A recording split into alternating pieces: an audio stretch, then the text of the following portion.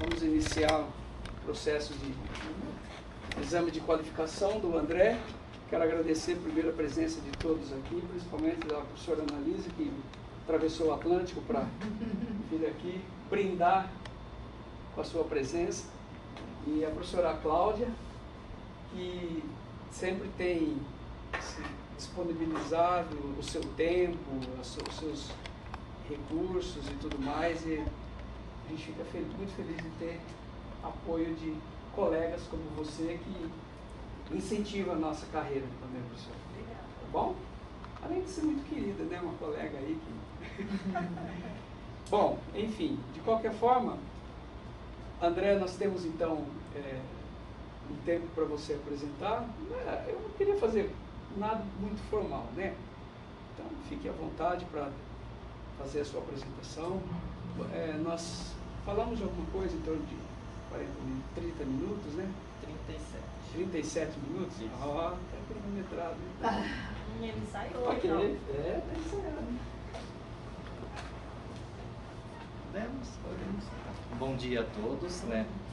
Reforçando aqui o que o professor Dalmo colocou, eu gostaria de agradecer de forma bastante sincera, né, o tempo, né, que cada um tem dedicado, de maneira especial aí o tempo do professor Dalmo por me ensinar, né, me auxiliar aí nesse meu processo, o tempo da professora Cláudia por estar aqui, né, e por também deixar as contribuições ao longo desse processo de qualificação, e da professora Analisa, né, que se deslocou também, que está aqui e que vai contribuir nesse processo na minha formação. Tá? Muito obrigado, de forma bastante sincera. Ao Pedro, agradeço também bastante, ao Anderson e à Ana Cláudia por toda a ajuda, né, que vocês vêm me dando ao longo do processo. Tá? Muito obrigado.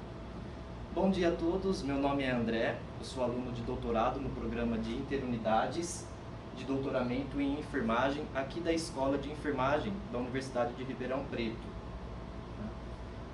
O projeto que nós vamos apresentar, ao qual eu tenho como orientador o professor Dalmo Roberto Lopes Machado, tem como título Modelos Preditivos para o Diagnóstico de Lipodistrofia no Paciente Soropositivo para HIV.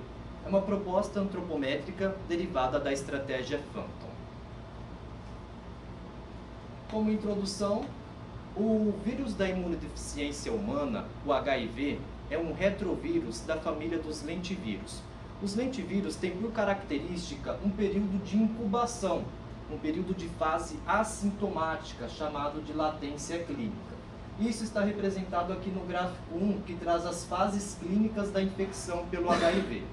Então, no momento inicial da infecção do HIV, vamos pensar aqui no marco 0, o indivíduo ele tem uma diminuição acentuada do sistema de defesa do organismo dele, representado pelos linfócitos TCD4, e um aumento acentuado da carga viral, né, que é a quantidade de cópias de vírus presentes no organismo dele. E aí ele tem um período de latência clínica, que é a fase assintomática, que isso pode durar em torno de 6 a 7 anos, aproximadamente. Depois desse período, ele começa a desenvolver aquilo que nós chamamos, que é conhecido como AIDS, né? Que já tem os sintomas característicos da doença e também o aparecimento de doenças oportunistas. Então, após os 6, 7 anos, já é a fase sintomática, ao qual o indivíduo apresenta as características da AIDS. A epidemiologia. Entre os anos de 1980 a junho de 2015, foram registrados 798.366 casos de AIDS registrados. Tá bom. Tá. Será que tá meio fraco o laser? Se precisar? Então tá. Se precisar e tiver muito ruim, a gente toca. De AIDS registrados. E a distribuição no Brasil, nós temos que a região sudeste, ela representa mais do que 50% de casos registrados, seguidos pela região sul, nordeste, centro-oeste e norte. Então, no início da expansão do vírus e sua detecção por volta de 1981, os indivíduos acometidos, eles tinham uma longevidade pequena. Contudo, por volta da década de 90, surgiram as primeiras classes de medicamentos, E hoje nós temos esse conjunto de 5 classes de medicamentos.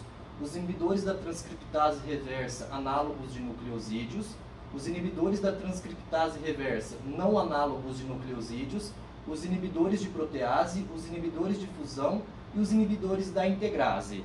E as pesquisas continuam com o surgimento de novas drogas.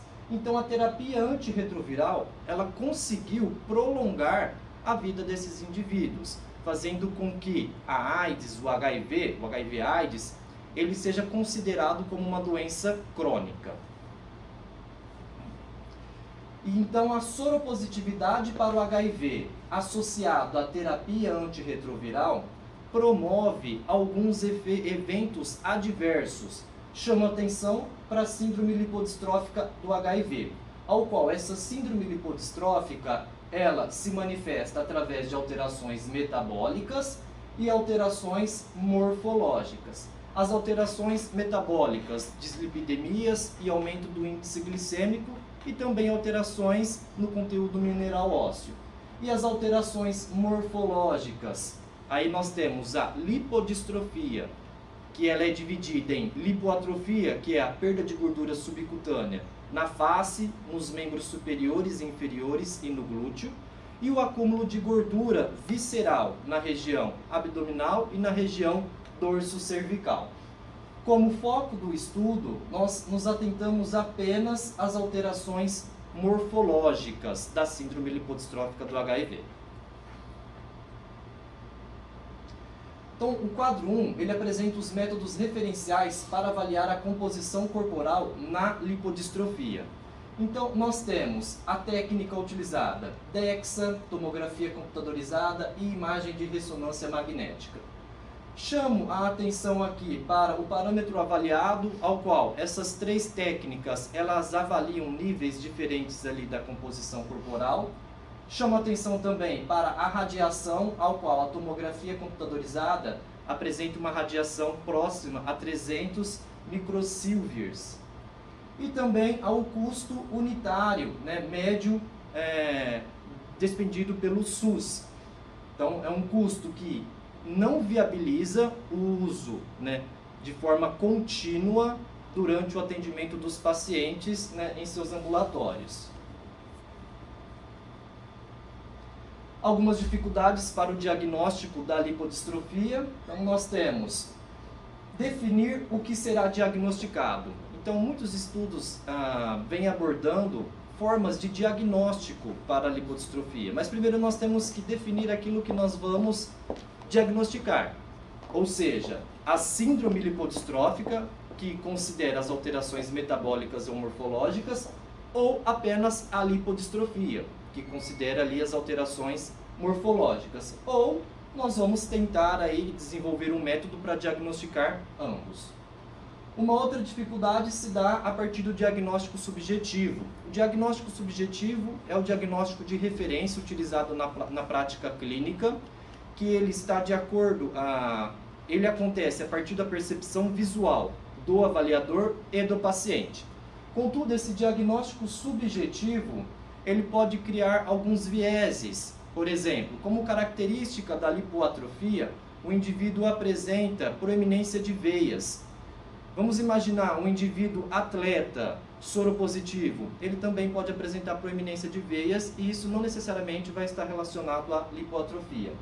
E da mesma forma, um indivíduo obeso, que apresenta um acúmulo de gordura na região do abdômen, não necessariamente pode ser a lipohipertrofia ali presente, característica do HIV, sendo esses indivíduos que eu citei soronegativos, por exemplo. Uma outra dificuldade são os exames por imagem, que apresentam alto custo operacional e, dependendo do instrumento utilizado, a exposição à radiação.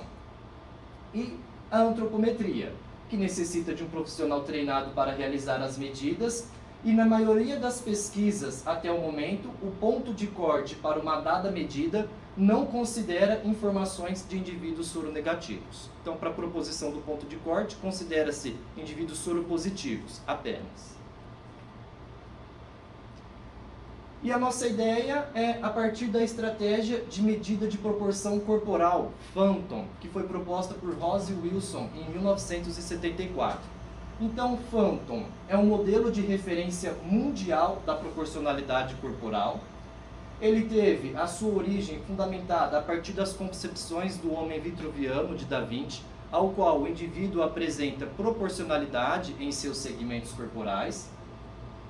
E ele foi organizado a partir de um conjunto de dados de média e desvio padrão de variáveis como peso corporal, circunferências e dobras cutâneas, realizadas em distintas populações, como os estudos de Wilmore e Bank em 69 e 70, Garrett e Kennedy em 71 e Bank em 74.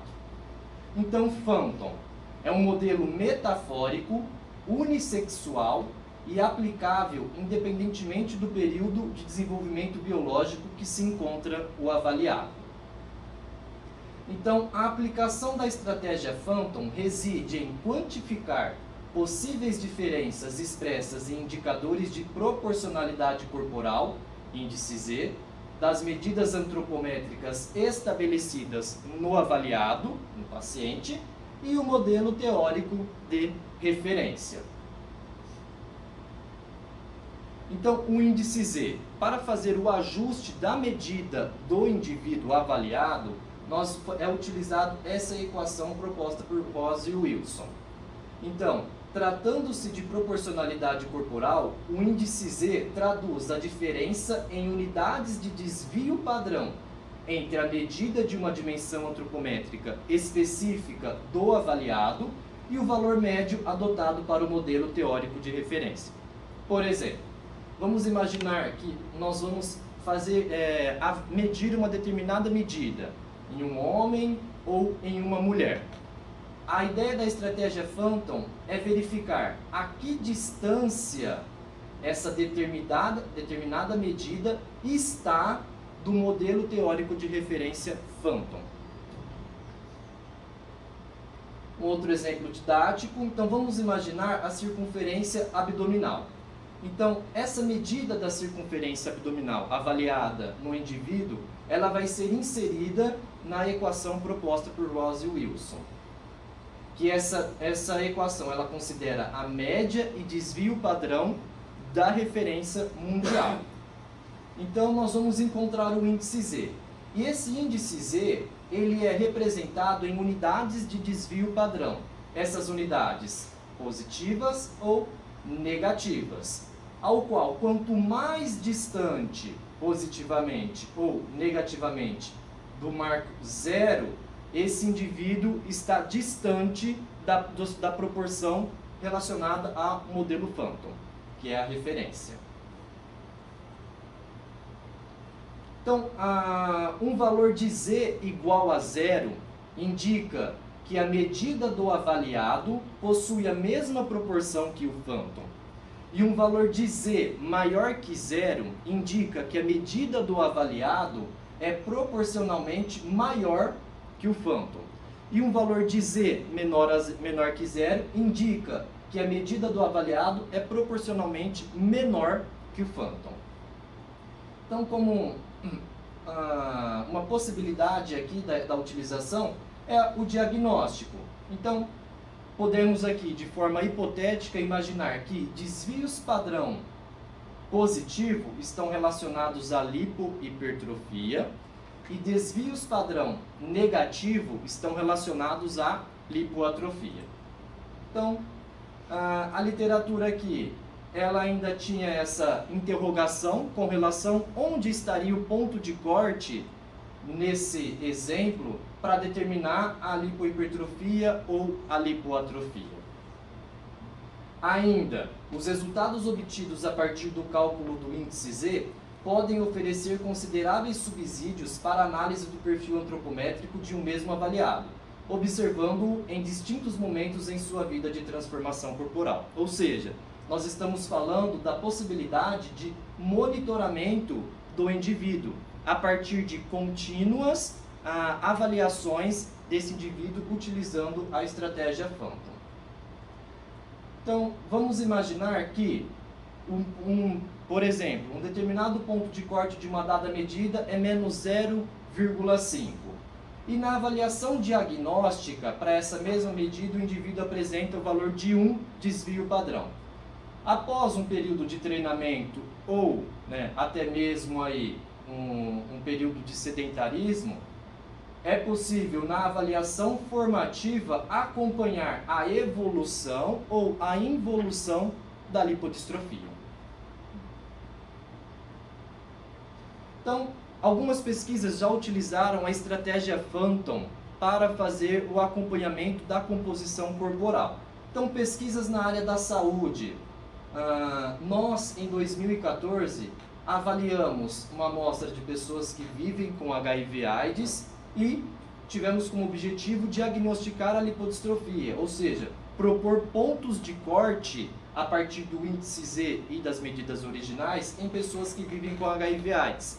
Então, em 2014, nós propusemos ponto de corte para as medidas de índice Z e para as medidas originais, que são as medidas não ajustadas ao modelo Phantom, para caracterizar a lipodistrofia. Costa e colaboradores, em 2013, ainda no âmbito da saúde, a partir de uma amostra de crianças e adolescentes com síndrome de Down, tiveram como objetivo avaliar as proporções corporais, como estatura troncocefálica e comprimento de pernas.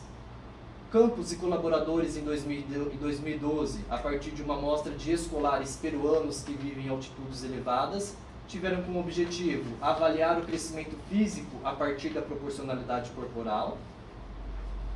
E agora, no âmbito do esporte, Silva, Trindade e De Rose, em 2003, avaliaram fisiculturistas da elite nacional brasileira com o objetivo de descrever a proporcionalidade corporal dos atletas. E Biese e De La Rosa, em 2006, em uma amostra de ginastas da equipe nacional da Argentina, com o objetivo de descrever as características antropométricas e traçar um perfil morfológico.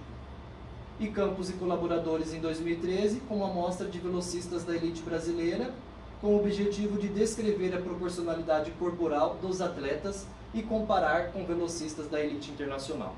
Então, a estratégia Phantom, ela pode ser utilizada e vem sendo utilizada tanto no âmbito da saúde quanto no âmbito esportivo. Então, o problema do nosso estudo é que, até o momento, a literatura ela não apresenta a proposição de modelos preditivos para o diagnóstico da lipodistrofia em pessoas que vivem com HIV/AIDS a partir de variáveis antropométricas ajustadas ao modelo de referência da proporcionalidade corporal Phantom. Então, como objetivo geral, propor modelos preditivos para o diagnóstico da lipodistrofia em corpo total e por segmentos corporais, lipoatrofia em membros superiores e inferiores e lipohipertrofia no tronco, a partir da estratégia Phantom em pacientes soropositivos para HIV. Objetivos específicos: descrever as medidas de caracterização, composição corporal por DEXA, antropométricas e aspectos bioquímicos entre pacientes com e sem lipodistrofia. Identificar as medidas antropométricas que melhor distinguem a lipodistrofia. E propor modelos preditivos para o diagnóstico da lipodistrofia em corpo total e por segmentos corporais, lipoatrofia em membros superiores e lipohipertrofia em tronco. E testar os modelos preditivos mediante validação cruzada, estabelecendo os erros de estimativa e confiabilidade dos modelos. Material e métodos. Então, tipo de estudo: estudo transversal analítico, ao qual os dados foram levantados em um determinado ponto no tempo, testando uma nova técnica e a hipótese.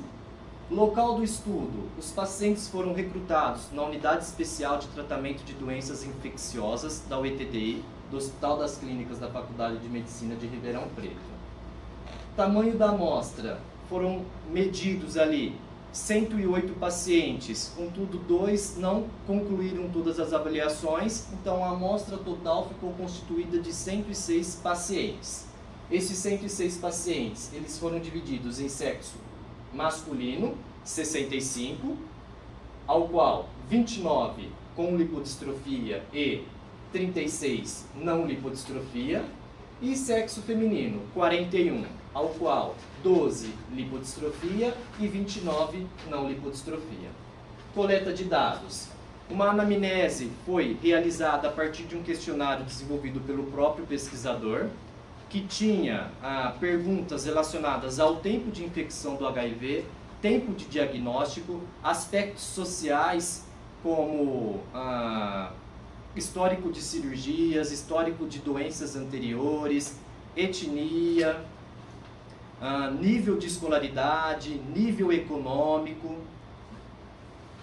E os exames laboratoriais foram colhidos durante a rotina de atendimento dos pacientes. Então foram medidos carga viral, contagem de células TCD4, lipidograma e glicemia. E o diagnóstico para a lipodistrofia foi a partir do diagnóstico subjetivo proposto por Sutton e Harvinen em 2006.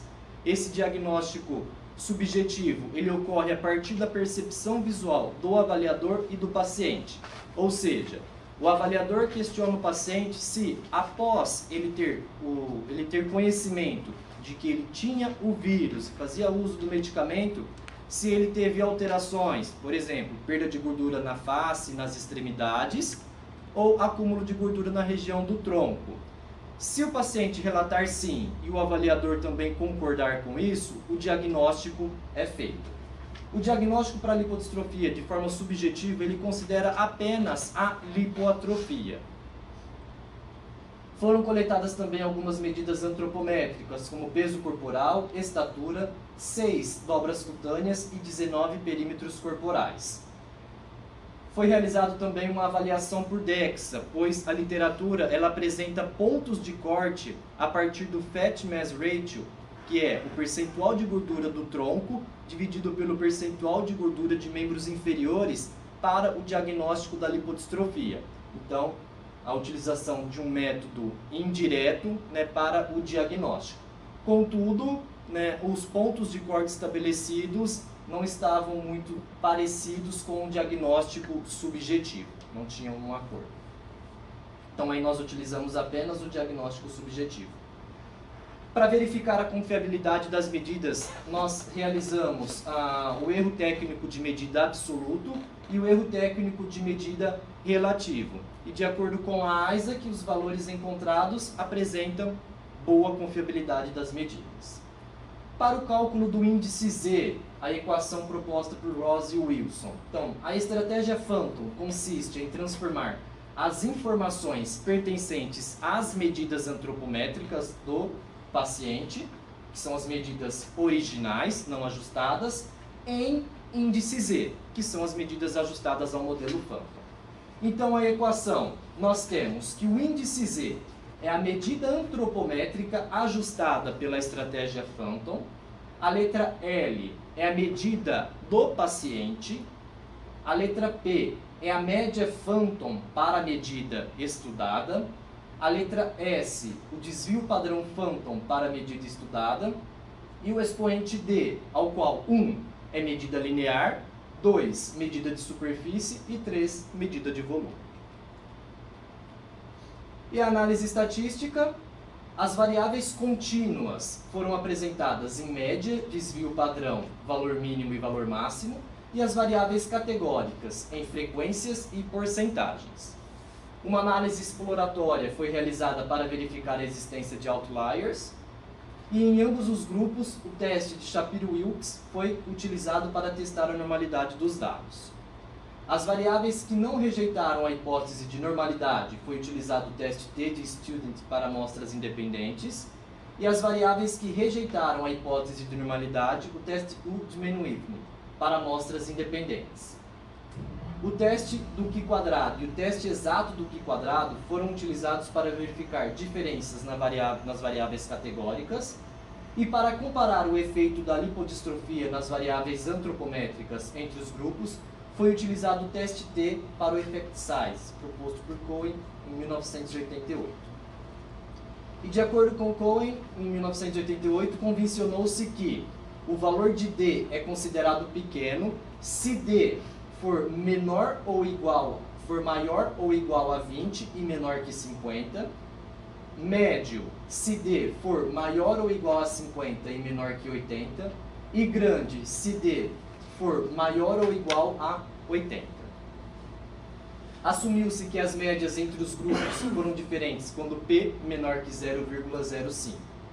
E para as variáveis de tempo de uso da TARV, tempo de diagnóstico para o HIV em meses e as medidas antropométricas originais e índice Z, foi realizada a análise de regressão linear múltipla, stepwise, para a proposição dos modelos preditivos, ao qual apresenta um resultado dicotômico no intervalo de 0 e 1, ao qual 0 não lipodistrófico e 1 lipodistrófico.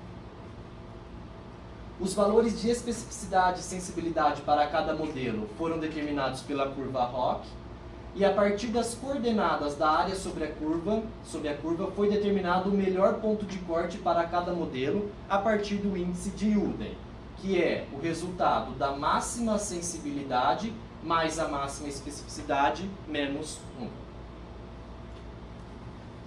O software utilizado para todas as análises relatadas foi o SPSS versão 17.0, e para a validação do modelo será utilizado o método PRESS no software R, pelo sistema de Leeuwen-Alt, visto que o número amostral é reduzido de uma população muito específica. Como resultados parciais, nós vamos apresentar apenas as medidas antropométricas que melhor distinguem a lipodistrofia em ambos os grupos, separados por sexo, e também a proposição dos modelos preditivos para o sexo masculino e para o sexo feminino. Então, comparação das medidas antropométricas entre os grupos lipodistróficos e não lipodistróficos separados por sexo. A tabela 1, ela apresenta a diferença antropométrica das medidas originais para o sexo masculino. Chama atenção do peso corporal, que apresentou diferença estatisticamente significante entre os grupos, ao qual o grupo lipodistrófico apresenta um peso corporal menor comparado ao grupo não lipodistrófico. Com relação às medidas de perímetros de tronco, apenas as medidas de peito e cintura não apresentaram diferenças estatisticamente significantes. Com relação aos perímetros de membros superiores, todas as medidas elas foram diferentes estatisticamente, ao qual as medidas do grupo lipodistrófico para membros superiores são menores comparadas ao grupo não lipodistrófico. E as medidas de perímetro de membros inferiores, apenas as medidas de panturrilha direita e panturrilha esquerda não apresentaram diferenças estatisticamente significantes. Com relação às dobras cutâneas, apenas a medida de subescapular não apresentou diferença entre os grupos.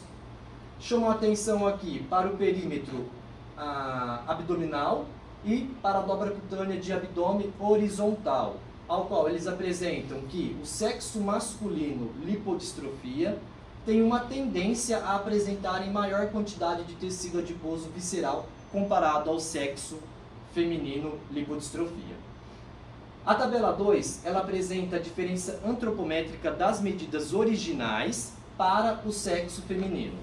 Com relação às medidas de perímetro de tronco, apenas a medida de quadril apresentou diferença estatisticamente significante, ao qual o grupo lipodistrofia apresenta valores menores comparados ao grupo não lipodistrofia. Com relação aos perímetros de membros superiores, houve apenas as medidas de braço direito estendido e braço direito contraído e braço esquerdo estendido e braço esquerdo contraído apresentaram diferenças estatisticamente significantes no sexo feminino.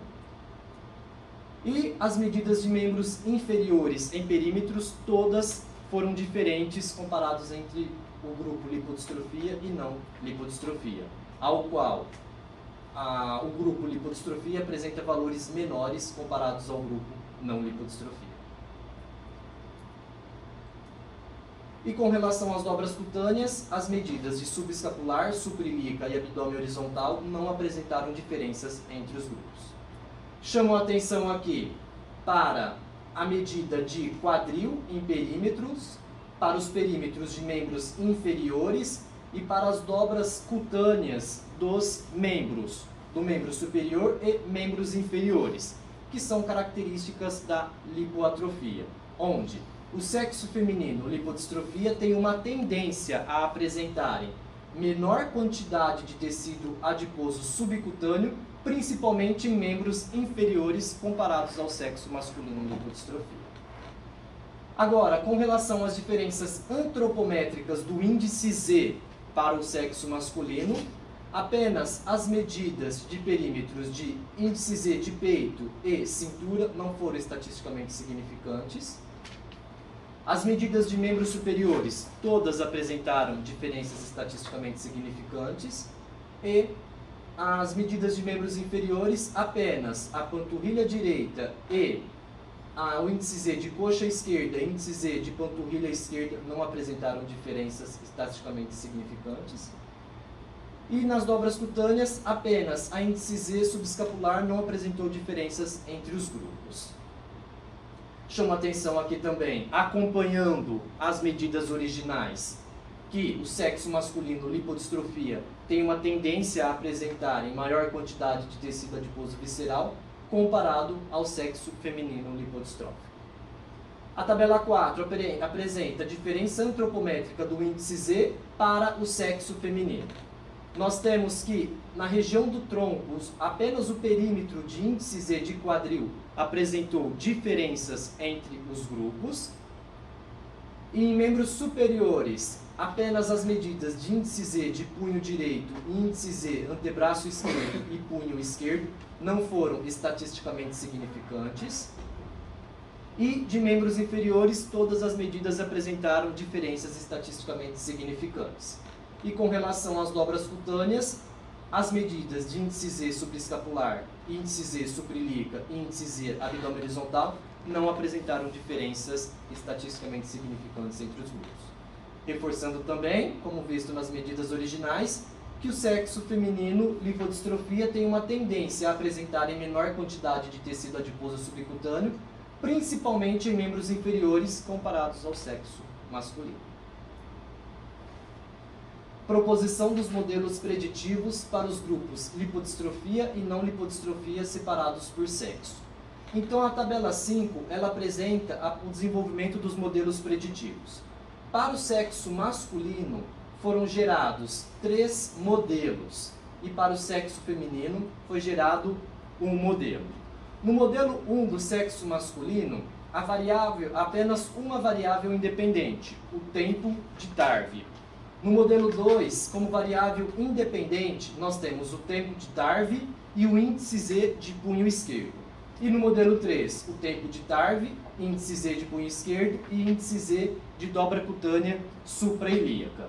Chamo a atenção aqui ao modelo 3, modelo preditivo 3 no sexo masculino, ao qual apresenta um R quadrado ajustado de 0,514 e um erro padrão de estimativa de 0,348, ao qual o modelo 3, comparado aos outros modelos do sexo masculino, apresenta um melhor diagnóstico para a lipodistrofia e uma menor chance de erro desse diagnóstico. Chama atenção também para o modelo 1 do sexo feminino, ao qual considerou apenas a medida original, dobra cutânea de panturrilha medial. A utilização dos modelos preditivos. Então, a aplicação dos modelos preditivos se dá na intervenção do profissional da saúde. Então, como um exemplo didático, imaginemos a utilização do modelo preditivo 3 do sexo masculino. Na primeira avaliação, a avaliação diagnóstica, o paciente CHN ele apresenta um tempo de Tarve de 176 meses, índice Z de punho esquerdo de menos 1,85 e índice Z de dobra cutânea suprailíaca de menos 2,53. Após o resultado do modelo preditivo da equação, na localização ao qual nós temos 0 não lipodistrofia e 1 lipodistrofia, a localização do paciente CHN fica em 0,60.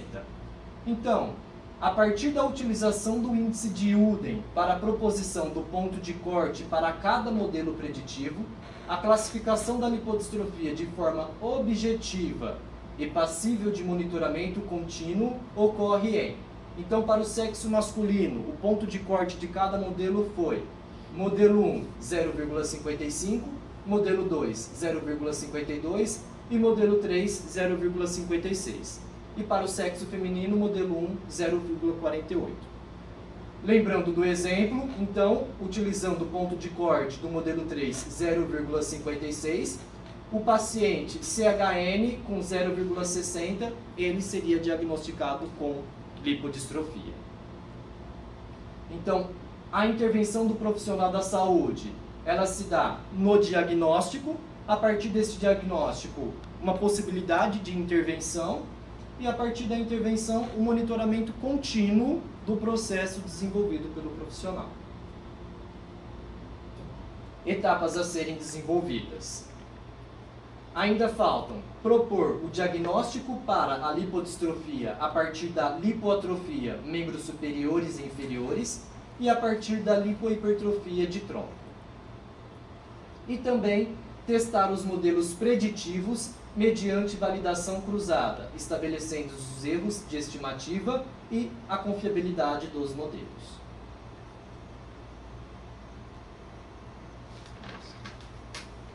Ok, André. Obrigado pela apresentação. Eu que agradeço.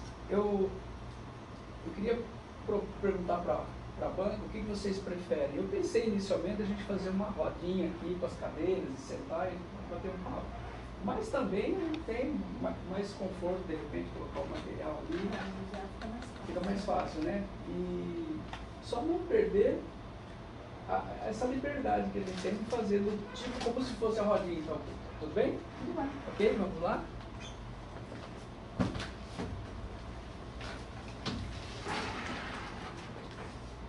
Pode, professora? Pode, se quiser sentar na outra ali.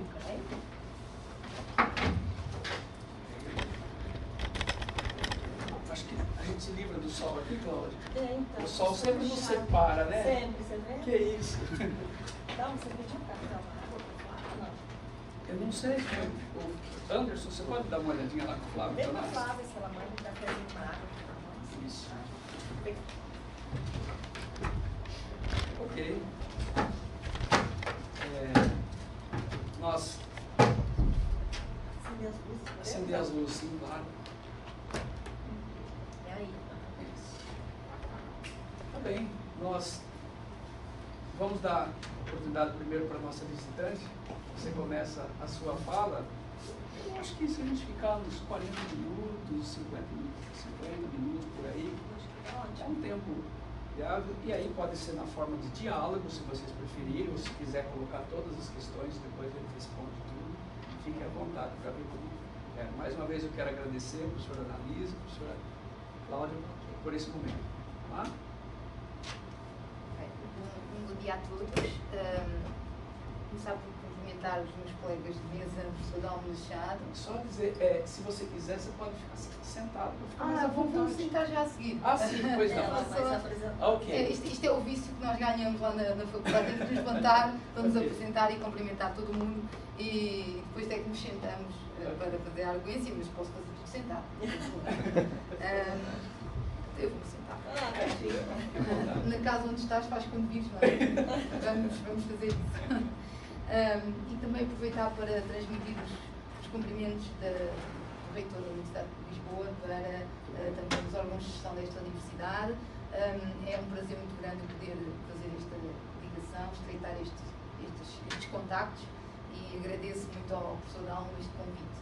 E estendo também os cumprimentos à colega Cláudia, professora doutora Cláudia, e naturalmente cumprimentar o candidato e todos os que estão aqui presentes a apoiar, que é muito importante nesta fase ele estar aqui a ser suportado.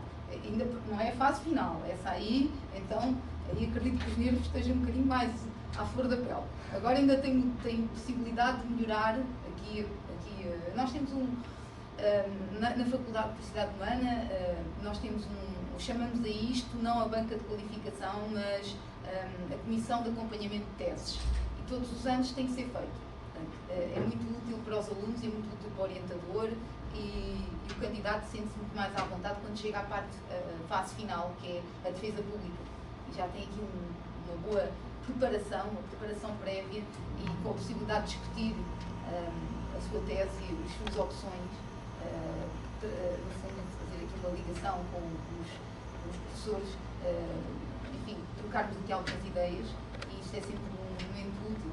E é nesse sentido que tudo aquilo que eu disser aqui levo nesse sentido, não como crítica, mas como aqui outras possibilidades de avaliação, de análise, ou até mesmo eu próprio tenho aqui algumas questões que gostaria de ver da sua parte esclarecidas. É só isso. E por isso vou colocar as questões sob a forma de diálogo. Não vou colocar tudo e depois a seguir esperar. Acho que é muito chato para o candidato. Portanto, vamos falando. Pode ser assim? Okay. Em primeiro lugar, gostei muito da sua apresentação. Muito calma, muito didática. E o trabalho em si é muito interessante. Portanto, é aqui uma população especial para a qual, pelo que eu percebi, não há ainda consenso diagnóstico de lipodistrofia, e a sua proposta é no sentido de arranjarmos aqui um instrumento simples, com os pregas e subcutâneas e outros indicadores antropométricos que possam explicar o diagnóstico de lipodistrofia, se bem entendi, é isto que se pretende, não é? Começando aqui na página 25, eu só tenho aqui algumas notas a colocar e vou começando já na página 25. Eu sou um bocadinho sensível a esta questão da composição corporal, da sua organização, como é que se organizam os componentes, e sigo a escola toda do Stephen Himesfield e do Zimi Wang nesta organização, num artigo que eles propuseram, o American Journal of Clinical Nutrition, para organizar as áreas ou os componentes corporais. E esse artigo tem sido muito citado porque ele organiza os vários componentes corporais em função do nível seratómico, molecular, celular e corpo inteiro. E existem metodologias que também se podem encaixar nestes vários níveis. E é nesse sentido que eu tive a oportunidade de perceber pela tese que a DEXA está colocada aqui como um nível de celular, certo? É mais molecular. De acordo até com os estudos, o Pietro Belli foi uma das pessoas que, juntamente com o Himesfield, aliás, fez o pós-doc com o Himesfield em 1990 e tal, na Colômbia, e ele teve a oportunidade de desenvolver, de estudar um pouco mais aprofundadamente a metodologia da DEXA, e propõe mesmo um modelo molecular, portanto, um nível molecular de análise para a DEXA. Portanto, isto era só uma questão que eu queria conversar consigo. Também aqui chamar a atenção no quadro 2 dessa página 25, apesar de eu perceber que, quanto à radiação, coloquem muito bem que a ressonância magnética não apresenta radiação. Se eu estiver a falar muito rápido, digam-me, está difícil de perceber? Não? É que eu tenho este defeito, que é, falo muito rápido. Eu já me acostumei assim, né? Semana passada nós participamos da palestra da senhora. Ah! Ele estava lá. Então está mais tranquilo. Está mais tranquilo? Sim. Não, mas a sério, interrompam-me, está bem? Interrompam. Está muito bem colocada aqui a radiação, não tem nenhuma, estamos a falar de um campo magnético e, portanto, é não ionizante, enquanto que as outras duas são ionizantes, sendo mais, tendo maior radiação na tomografia axial do que o DEXA. Agora, a outra é não ionizante mesmo, não tem qualquer radiação. Por isso é que depois, naquela que diz parâmetro avaliado, aparece aqui, tanto a tomografia computarizada como a ressonância magnética, aparecem como áreas de gordura visceral e subcutânea definidas pela variação da atenuação de raio-x e limites anatómicos. Portanto, aqui, este raio-x deveria só dizer respeito à tomografia, não à ressonância. Está bem? E deixar aqui e já há explicações para a ressonância, tem a ver com a quantidade de. Aquilo, no fundo, é um campo magnético e os nossos iões de hidrogênio funcionam aqui como pequenos magnets que são atraídos pelo magneto. Portanto, é uma lógica diferente em termos de funcionamento físico do equipamento e não desta forma. Vamos passar ali ao outro ponto. Eu gostaria que na página 27, e foi aqui também falado, da estratégia Phantom, do ponto de vista metodológico. Eu pedi depois para comentar. Porquê? Porque eu tenho algumas... Quando olho para essa estratégia, eu estranho tornar este Phantom como sendo unissexual, enquanto que outras características eu aceito, mas a questão de tornar o Phantom unissexual deixa-me dúvidas, cria-me aqui dúvidas. Para mim a ideia seria mais um Phantom para o homem e um Phantom para a mulher, porque eles são claramente diferentes. Há um dimorfismo que acompanha logo nos primeiros anos de vida, que acompanha o homem e a mulher. E, portanto, tornar isto unissexual, não sei qual é a vantagem. Este é um ponto. O outro ponto é, estamos a falar de colheitas de dados antropométricos até previamente aos anos 70. Portanto, por eles publicarem coisas em 74, e a estatística da altura, comparada à estatística que nós temos hoje, levava muito mais tempo. Eu admito aqui que os dados, muitos deles, se calhar, foram recolhidos ou em 50 e tal ou em 60 e tal. Portanto, a população, entretanto, até agora, 2016, não tem nada a ver. Portanto, até se fala da necessidade de um novo homem de referência face ao Snyder, de 1975, onde ele desenvolveu o homem de referência e o publicou em 1975. Portanto, já se fala em grandes diferenças que não sabemos até que ponto é que podemos usar este homem de referência. E vocês estão, no fundo, a rebuscar este homem de referência, e eu entendo o porquê. Eu percebo que vocês queiram perceber até que ponto é que esse homem de referência, o Phantom, está, quando se comparado com uma população com um especial, não é? Com uma população especial, com características especiais, difere desse Phantom. Eu entendo a lógica. Entenderia melhor se fosse dividido por homem e mulher, e entenderia melhor se esse Phantom fosse dos dias 2. Agora, anteriormente, e é interessante verificar, porque a sua explicação foi muito clara relativamente àquela questão do desvio padrão negativo ou positivo, sendo que os positivos, e quer dizer que ele está acima dos valores do Phantom, está deslocado para a direita. Se nós olharmos quer para os lipodistróficos, quer para os não lipodistróficos, a maior parte dos valores, até mesmo do peso corporal, está todo para a direita. E isto não é o caso, é sinal que a população está a crescer em tamanho e em peso, e em outros indicadores. Portanto, e estamos a falar de uma população muito específica, que é esta com HIV. Mesmo tendo HIV, os que não são lipodistróficos, todos eles têm muito mais positivos do que negativos. Portanto, estão deslocados, e alguns com um desvio padrão já de 3 ou de 4, como há alguns casos aqui. Portanto, isto coloca uma questão daquela normalidade, se é tão normal assim, se aquilo é o valor mais certo para a normalidade. E logo aí, coloca aqui a questão para ser pensada e comentada por si. Eu vou esperar que me comente o que eu estou acabando de referir, está bem? Ok. Com relação à questão de ser assexuado, a proposição do modelo preditivo, ele foi organizado a partir de um conjunto de informações, de pesquisas lá na década de 70, 74, né? Então eles consideravam desde crianças do sexo masculino e feminino a adultos do sexo masculino e feminino. Então aí o Ross e o Wilson, eles propuseram, né, esse conjunto de informações, e aí eles geraram um modelo Phantom, que consideravam, né, sexo masculino e feminino. E aí nós entendemos que o sexo masculino e feminino, eles apresentam diferenças na composição corporal. Daí, né, nós utilizamos o Phantom, mas utilizamos eles de forma distinta para o sexo masculino e para o sexo feminino, sabendo dessa diferença da composição corporal entre os sexos. A questão que me diz é que dividiu, na sua análise muito bem, a análise de peso entre homens e mulheres. Sim. Mas continuou a utilizar o Phantom, o valor do Phantom, que considera o homem e mulher junto. É uma mulher junto.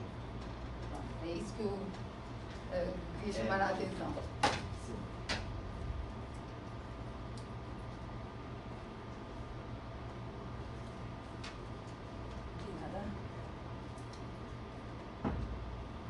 E quantos homens é que fizeram parte desse estudo? Tem ideia da metodologia utilizada no Phantom, na estratégia Phantom.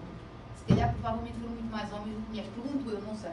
Teve a oportunidade de ver os artigos que estavam por trás? Eu já li, professora. Agora, eu não vou lembrar a quantidade de homens e mulheres. A representatividade era maior no homem e na mulher, não se recorda? Sim, como na nossa amostra aqui também a representatividade do sexo masculino é maior. E do Phantom também a proposição foi maior no sexo masculino. Pode explicar os seus resultados depois, mas pronto, a gente já lá vai. Fazendo aqui um apanhado dos seus objetivos, para ver se eu entendi, primeiro, descreve e caracteriza a população de HIV, como liperdistróficos e não liperdistróficos. Depois, compara os grupos, até com o tamanho do efeito, que é muito interessante, e essa comparação servirá para identificar onde é que eles diferem mais. Certo? Depois, em terceiro lugar, desenvolve modelos em que, embora a variável dependente, eu tenho aqui dúvidas qual é a variável dependente desse modelo, ou seja, é uma regressão logística em que o liperdistrófico e o não liperdistrófico funciona como 1-0, então é uma regressão logística, não é uma regressão linear. É isso. Então, eu vou continuar. Portanto, desenvolver modelos. A seguir, e aqui eu vou desordenar os seus objetivos para ver se eu entendi. Portanto, a ideia de desenvolver os modelos passará naturalmente pela validação desses modelos com método PRESS. Portanto, era a etapa que aparece no fim. Parece-me a mim que é a etapa que devia seguir-se ao desenvolvimento dos modelos, que era desenvolver um modelo, agora vou validá-lo com o PRESS, certo? E depois é que aplica as curvas ROC. E depois das curvas ROC, com o tal index de Yodan, eu vou conseguir perceber aqui, vou determinar os pontos de corte. Não é? E depois, por fim, passar então à análise do segmento, para ver se há lipoatrofia periférica e hipertrofia do tronco, mais tarde. É isso? Eu estou a tentar perceber a sequência que eu entendi, mas que não é necessariamente a ordem que aparece ali. Sim. Mas é esta a organização. É que depois eu vi no final que ainda ia fazer a validação através do método PRESS. Porquê que não fez a validação já naquele último modelo que aparece, que já desenvolveu o modelo? Porquê que não fez logo a aplicação do método PRESS antes de passar às curvas ROC? Validar o modelo antes de fazer As curvas ROC. Nós não tivemos muito tempo ali para fazer a validação do modelo. Então, aí para qualificação, nós tivemos por objetivo aí trazer como se daria a proposição desses modelos preditivos. Ok. Então foi só um exemplo, foi só para ver como é que estava a decorrer. Portanto, faltou a estratégia então é fazer esse modelo, aplicar o PRESS, fazer as curvas ROC e depois a seguir o índice de Yodan para pontos de corte. Certo? Sim. Okay. Se me permite só explicar mais ou menos, porque na exame de qualificação é opcional você vir sem nenhum dado coletado, é só para qualificar o projeto, ou vir com alguma coisa, dados parciais, que é o caso que está fazendo. Então, por esse motivo, mas fica bem colocado, eu agradeço, foi muito bem colocada a questão da sequência, quando nós fizermos o modelo final, fazer o Yodan só depois da validação. Sim. Então, isso é bem pertinente. É que, como estava no final a aparecer a validação, no final de tudo é que aparecia a validação PRESS dos modelos. E ainda outros modelos, por exemplo, para lipohipertrofia ou lipoatrofia de tronco e membros, então a gente ainda vai desenvolver esses modelos, né? Sim, portanto, Não, eu entendi, é só mesmo para ver se estava tudo a bater certo, sabe? Foi o meu entendimento. Eu percebi também no cálculo amostral que não foram contempladas perdas. Eu percebi que eram precisos 108. 108 foi o final já. Não, 106 foi a amostra final e 108... Era a amostra que tinha sido calculada. Isso, entendi, professor. Para o cálculo foi considerado 112 pacientes, né? Exato. E aí era para ter um poder de teste de 0,80. Exatamente. Então foi considerado isso, esse era o nosso objetivo. Mas aí nós conseguimos medir 108 pacientes. Tá? Mas desses 108, 2 pacientes não completaram todas as avaliações, então a nossa amostra final ficou em 106 pacientes. Então aí eu acredito que com 106 pacientes nós não tivemos aí esse poder de teste de 0,80. 0,70 e tal, não é? A minha questão é que depois, mais à frente, na página 36, refere que não houve necessidade de coletar mais dados. Podia ser até fazer os 112, não é? Mas eu só estou a colocar aqui para depois, quando for a sua apresentação final, evitar dizer isto, não é? Sim. Depois vamos falar um bocadinho dos critérios de inclusão e de exclusão na página 34. Pode ser colocada a questão de, se estamos a falar só de adultos, nós normalmente consideramos adultos até aos 64 anos, a partir dos 65 para cima seriam idosos. Também não é por 4 ou 5 anos que há grande problema, portanto aqui pôs até aos 69, tudo bem. Depois, por que não estabelecer um mínimo diagnóstico do HIV, especialmente da toma da medicação? Um mínimo de tempo. E eu vou dizer porquê. Eu tive a oportunidade de ver nos seus resultados, nas tabelas, valores de mínimo e de máximo que me levantaram algumas questões. Eu tenho, por exemplo, aqui diagnósticos do HIV de 1,27 meses, no grupo lipodistrófico, e que não bate até certo com o outro que diz que é 0,27 meses, mínimo, valor mínimo, e ainda para o uso de TARV dentro do lipodistrófico de um mês ou de 0,27, enfim, mas já ali um mês. Estamos a falar então de pessoas que variam mínimo e máximo desde um mês, sejam lipodistróficos, sejam não lipodistróficos. Portanto, estamos a falar de exposição ao tempo de medicação, que vai de menos de um mês, até muito mais, não é? E de diagnóstico do HIV, que também pode ir até abaixo de um mês. A minha preocupação não é tanto o não lipodistrófico, mas sim o lipodistrófico. Como é que ele é já lipodistrófico quando o HIV foi descoberto há menos de um mês e está com tempo de exposição, pode haver o caso de haver um tempo de exposição inferior a um mês à medicação. Como é que já é lipodistrófico com menos de um mês? Fiquei a pensar nisto em termos de dados. E depois, entretanto, estou a comentar esta questão dos critérios de inclusão, porque já vi noutro estudo que cita aqui, que é o estudo de Florindo e colaboradores em 2004, na página 27, em que ele refere lá que consideraram, no estudo que fizemos neste sentido do diagnóstico de hiperdistrofia, consideraram pessoas com o mínimo diagnóstico do HIV, se não me engano, ou da TARV, já não me recordo, um dos dois, de pelo menos 3 anos. Pelo menos 3 anos.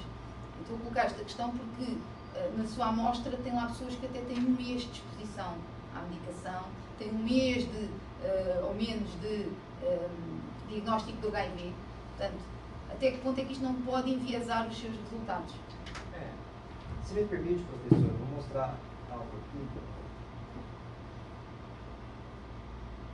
Aqui, o estudo de Goljar, ele traz que a incidência de alteração na composição corporal, ela aumenta com o tempo de uso da TARV. Então ele traz que após 5% essa alteração pode ocorrer, após 6 meses, aí depois, após 12 meses, 9%, e após 24 meses, 26%. Então, nós nos baseamos aqui também, né, para tentar fazer com que o recrutamento desses pacientes já é bastante difícil, né, para a gente fazer a avaliação e a medida. Então nós consideramos, pelo menos eu acredito, que se a pessoa tem, né, tempo de diagnóstico de um mês, mas não necessariamente ela já teve os efeitos lá do próprio vírus no organismo dela até ela chegar nesse diagnóstico. Como eu mostrei, a fase de latência clínica ela pode durar ali em torno de 6 a 7 anos. E aí, nesse período, ele pode já desenvolver algumas alterações em virtude da infecção. O medicamento, alguns estudos apresentam que tem um efeito maior nessas alterações da composição corporal, né? E aí o estudo de Florindo ele considera assim, né, a partir aí dos 3 anos. Né? Mas tem estudos que não consideram esse valor, como por exemplo o que o Jorge ele faz essa comparação aí. Não sei se eu consegui sim, a minha dúvida é se isto não teria sido uma gralha mesmo na próprio quadro, na tabela, só pode ter sido uma gralha porque aparece aqui o 0.27 como um mínimo no diagnóstico de HIV, 0.27 meses. E isto, quando estamos na página 51, que é a amostra total, comparação da vida progressa e exames laboratoriais, tabela 4, aparece aqui como mínimo 0.27 meses. E depois, já anteriormente, na página, deixa-me só ver onde é que aparece, começam a aparecer os resultados. Cá está. Se olhar para a sua página 48, portanto, a 51, onde está lá o 0.27, se olhar para a página 48, aparece aqui, e esta é mais abrangente ainda, e contempla a amostra toda, o diagnóstico para o HIV em meses. Aparece 1.27 até 376. Portanto, este 1.27 deveria ser o limite inferior encontrado neste estudo, mas há um limite ainda mais baixo, mais à frente, que é 0.27. E eu pergunto se terá sido alguma gralha.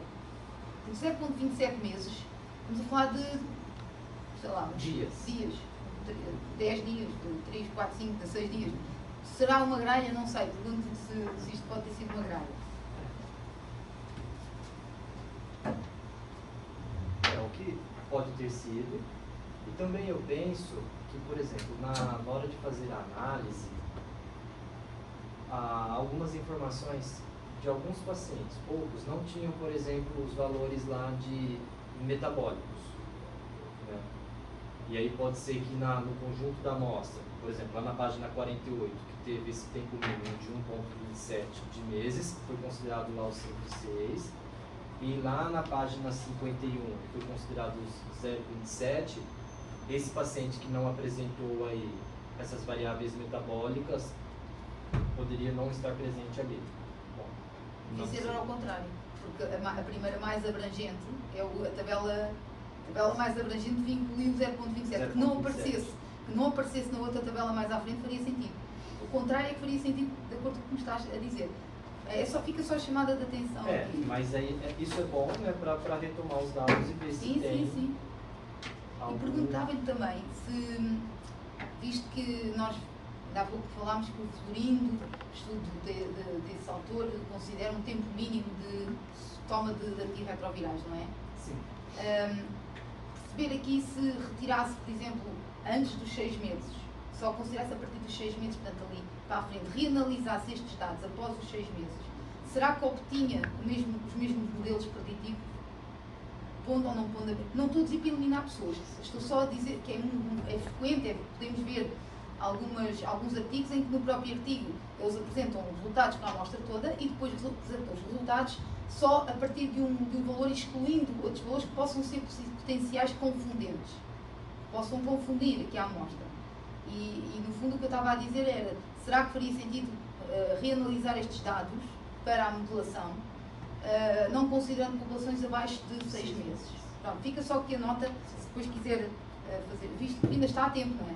Sim. Há tempo para tudo. Ok, vamos ver aqui. Página 46, tem ali, eu tive alguma dúvida a perceber aqui a secção estatística. Tu peço desculpa, antes disso a página 38 e a página 40. Mas a página 40 já falámos que tem a ver com a forma, em parte já foi falado, mas página 38, quantos avaliadores da antropometria foram utilizados? Quantos avaliadores? Só um. Então está respondido. Perfeito. Não é preciso ter mais nada. Página 40, DEXA com modelo a 3 compartimentos, aquela questão de ser um nível molecular de análise. Portanto, a chamada de atenção para poder melhorar esse ponto. E uma coisa que eu não entendi na página 40 e gostava de ver esclarecida é, você diz aqui que o presente estudo adotou os valores de FMR para o diagnóstico de lipodistrofia. Portanto, deve ser aquele subjetivo, não é? Não, o Fat Mass Ratio. O presente estudo adotou os valores de Fat Mass Ratio para o diagnóstico de lipodistrofia. Todavia, o diagnóstico por DEXA, a partir dos pontos de corte apresentados acima, não apresentou boa concordância com o diagnóstico subjetivo. Sendo que, depois que esses valores de Fat Mass Ratio foram sobreestimados. Então, estamos a utilizar um método subjetivo e um método objetivo. E estamos a privilegiar o método subjetivo porquê?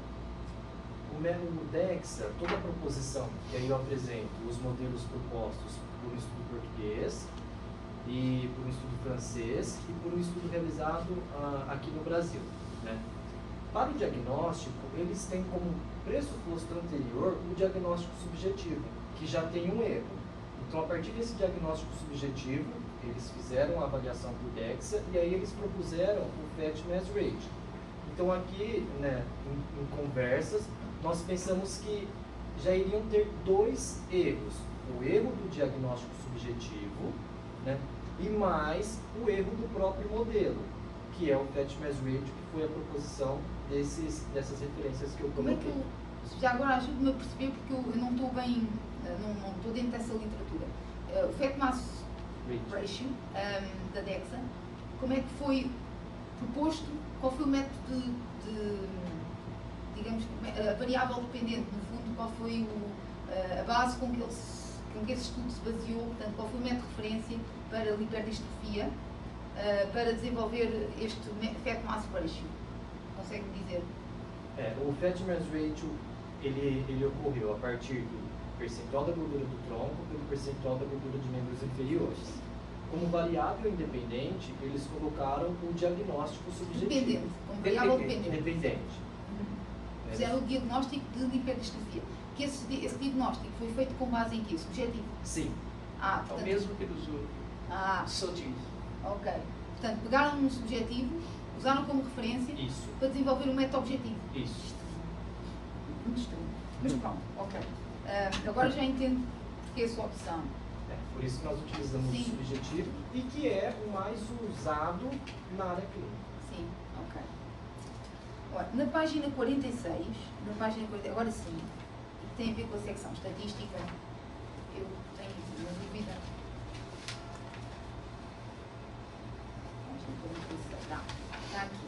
Página 46, a fim de validar, portanto, temos aqui, logo na primeiro parágrafo, a terceira linha, no primeiro parágrafo, a terceira linha, diz assim: a fim de validar o modelo, serão seguidos os pressupostos de validação, análise da precisão das variáveis explicativas, relação estatística, biológica e intervariáveis, entre as explicativas e de resposta, estruturação dos métodos estatísticos usados para formular a equação, a partir do tamanho da amostra e intercoliniaridade entre variáveis da resposta, a amostra da elasticidade dos resultados. Eu estou a ver aqui, parece-me que aqui também está algo que tem a ver com o desenvolvimento do próprio modelo. A validade do modelo pelo método PRESS é explicada pelo método PRESS, né, que vocês têm aqui em baixo. Mas aqui não será o que quer dizer, quando quer desenvolver um modelo, há um certo número de procedimentos que têm que estar por trás no desenvolvimento desses modelos. Isto não é mais o desenvolvimento do que a validação, o que aqui aparece descrito. Para suposições. Não é mais desenvolvimento do que validação. Para separar. É isso. Isso seria a O parte de desenvolvimento, exato. Ok, pronto. Como eu ainda estou com o jet lag, podia ser culpa minha também, estar a ver isto mal. Mas está correto, Está, é isso. ok. Eu percebi que o tempo de exposição foi utilizado como variável, e é uma coisa muito importante, o tempo de exposição ao diagnóstico, o tempo de exposição da toma da medicação, muito importantes e até surgiram como variáveis preditoras, certo? Só que tenho aqui uma dúvida, que é o tipo de medicação. Nós temos pessoas, segundo o que eu percebi, pelo doseamento que ali aparece, umas podem tomar um cocktail tal, outras um cocktail tal. Isto não é uma variável de confundimento, a forma como tomam. Tem aqui pelo menos combinações, 3 tipos de combinações. Isto não é uma variável de confundimento também? Existem medicamentos que têm uma interferência maior. Exatamente. E nós estamos a admitir, se olharmos só para o tempo de exposição, à medicação, TARV, estamos a admitir que é tudo igual. E eles, na verdade, tomam medicações que podem afetar mais ou menos. Como é que pensa estudar isto? Este efeito, este enviesamento? Professora, nós, assim, essa é uma preocupação, né, que nós tivemos, mas nós não optamos por separá-los ali, né? Não separe, porque perto de poder amostrá-lo. Faça antes uma coisa, crie aqui uma variável categórica sobre o tipo de medicação, o tipo de doseamento. Pode criar uma variável que varia, sei lá, 0, 1, 2, até nem devia ser, quando tem mais de 2, neste caso era tricotómico, não sei como é que que vocês chamam, idealmente até nem devia ser classificada como 0, 1, 2, porque quer dizer que o 2 é maior que o 0. E não é bem isso que queremos aqui. Queremos torná-la tipo A, B, C. E ver ali se essa variável tem uma interação, testar a interação desta variável, se é explicativa ou não no modelo. Se não tiver, borrife-se para isso. Considero que foi testada a interação. Está a ver? Se não houver uma interação, ou variável modificadora do efeito, como também é conhecido, portanto, se não houver uma interação entre esta variável que criar e a variável independente que entrar nos modelos, ou as variáveis independentes que entrarem no modelo, quer dizer que a toma da medicação não está a influenciar a variável dependente via outras variáveis independentes. Portanto, não há aqui e ao testar isto, se este modelo entra com uma interação com um P menor que 0.05, se não entrar, muito bom. Quer dizer que não é importante à partida não é importante a classe do medicamento. Sim. Mas pelo menos fez o esforço de testar esta interação. Portanto, isso pode ser útil para os revisores mais chatos. E peço desculpa se eu estou a ser chata também, mas eu estou-me a pôr na posição dos revisores e já sei que eles fazem este tipo de perguntas também. Tem mais de que eu me lembro, mais 9 ou 10 medicamentos que eles tomam diferente, né? Então ele vai entrar com uma variável que varia, que vai... O que os estudos trazem é a divisão das classes de medicamentos, que são as classes que eu mostrei, né? Então aí tem cada classe ali, existem classes que têm uma interferência maior, principalmente os inibidores de protease ali, que foi o que eu li, exatamente. mais relacionados à hipertrofia. Sim. Mas pode criar aqui um grupinho de 3, que foi aquele grupo que utilizou aqui até, umas que têm 1 mais 1, outro com mais 1, tem 3, no fundo. Eu acho que é suficiente para se dar aqui uma ideia da interação da medicação. Isto é mais agora uma notazinha as próximas duas, aliás, são notas mais de floreado do que outra coisa. Floreado, quando digo floreado, não é assim o cerne da questão, mas acho que é importante. Na página 47 tem aqui uma referência, coloca aqui uma referência. Por eu conhecer este estudo é que me chamou a atenção, se não tinha passado ao lado, tinha-me passado completamente ao lado. Mas é aqui a Sun e colaboradores.